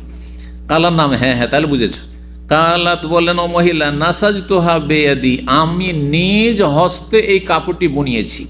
কিসের জন্য? ফাজিতু, নিয়ে এসেছি কাপড়টি, লিআকসুকা ইয়া রাসূলুল্লাহ, আল্লাহ রাসূল, আপনাকে আমি এটি উপঢৌকন হাদিয়া দেওয়ার জন্য, যে আপনি পরবেন, আপনাকে পরাবার জন্য। কত তার জজবা, অনুপ্রেরণা, যে আমি নিজের হাতে তৈরি করে রাসূলুল্লাহ সাল্লাল্লাহু আলাইহি ওয়াসাল্লাম কি করব, এই কাপড়টি হাদিয়া দেব। আমাদের দেশে কিছু কাঁথা তৈরি করে, অনেকে কিন্তু কাঁথা পাঠায়, জাযাকুমুল্লাহ খাইর। অনেক বোনেরা আছেন যারা কাঁথা পাঠায়, কাঁথা, তো কাঁথার যুগ এখন। তারপরে একটা যুগ ছিল আমাদের ছাত্র জীবন, তখন রুমাল বুনাইতো, জানেন কিনা, পকেটের রুমাল। ওই রুমাল আমি ছাড়িনি, কিন্তু আর ছাড়বো না, কারণ এই টিস্যুতে গর্দা এত আছে যে যদি একটু সর্দি থাকে আর নাও থাকে, নাকে দেন, আরো অ্যালার্জি সর্দি বাড়িয়ে দিবেন, বুঝছেন না? ওষুধ বলছে উনি, খবরদার টিস্যু ব্যবহার করবেন না। পেয়েছেন টিস্যু সৌদি আরবের, আর এই বিলাসিতা আরো সর্দি অসুখ বাড়াচ্ছে না। এই কাপড় সুন্দর, এটা লুঙ্গির সাথে আমাদের দেশে পাওয়া যায়, জানেন তো, কিছু কিছু লুঙ্গির সাথে পাওয়া যায়, বা এমনি আলাদাও পাওয়া যায়। তো আলাদা এটা অবশ্য, এটা লুঙ্গির সাথে না। আমার ভাইয়ের কাপড় দোকান, ছোট ভাই কাপড়ের দোকান আছে, তোকে বললাম যে যা ছুটিতে নিয়ে আয়, দিয়ে এগুলো নিয়ে আয় কয়েকটা, তো নিয়ে এলো কয়েকটা একবারে। তো কি বলছিলাম, এই রুমালগুলো এক সময় তাতে ফুল তৈরি করা হইতো, হ্যাঁ, সুতা দিয়ে বুনিয়ে বুনিয়ে ফুল তৈরি করা, দেখেছেন না? দেখেন নাই? হ্যাঁ, আমার মামি রাহিমাহুল্লাহ মারা গেছেন, ছোট মামি ছিল, মামানি, তিনি আমাকে নতুন যখন বিয়ে হইলো, তখন আমার 10-12 বছর বয়স, তো আমাকে বলছে, মামা তোমাকে একটা আমি রুমাল তৈরি করে দেবো। ওর একটা আরমান, অভিমান, যে ভাগিনাকে একটা রুমাল তৈরি, খুব মনে আছে, এত সুন্দর রুমাল আমার জীবনে, মানে জীবনের লাইফ তো 10 বছর 12 বছর বয়সে, তখন তো অভাবের যুগ।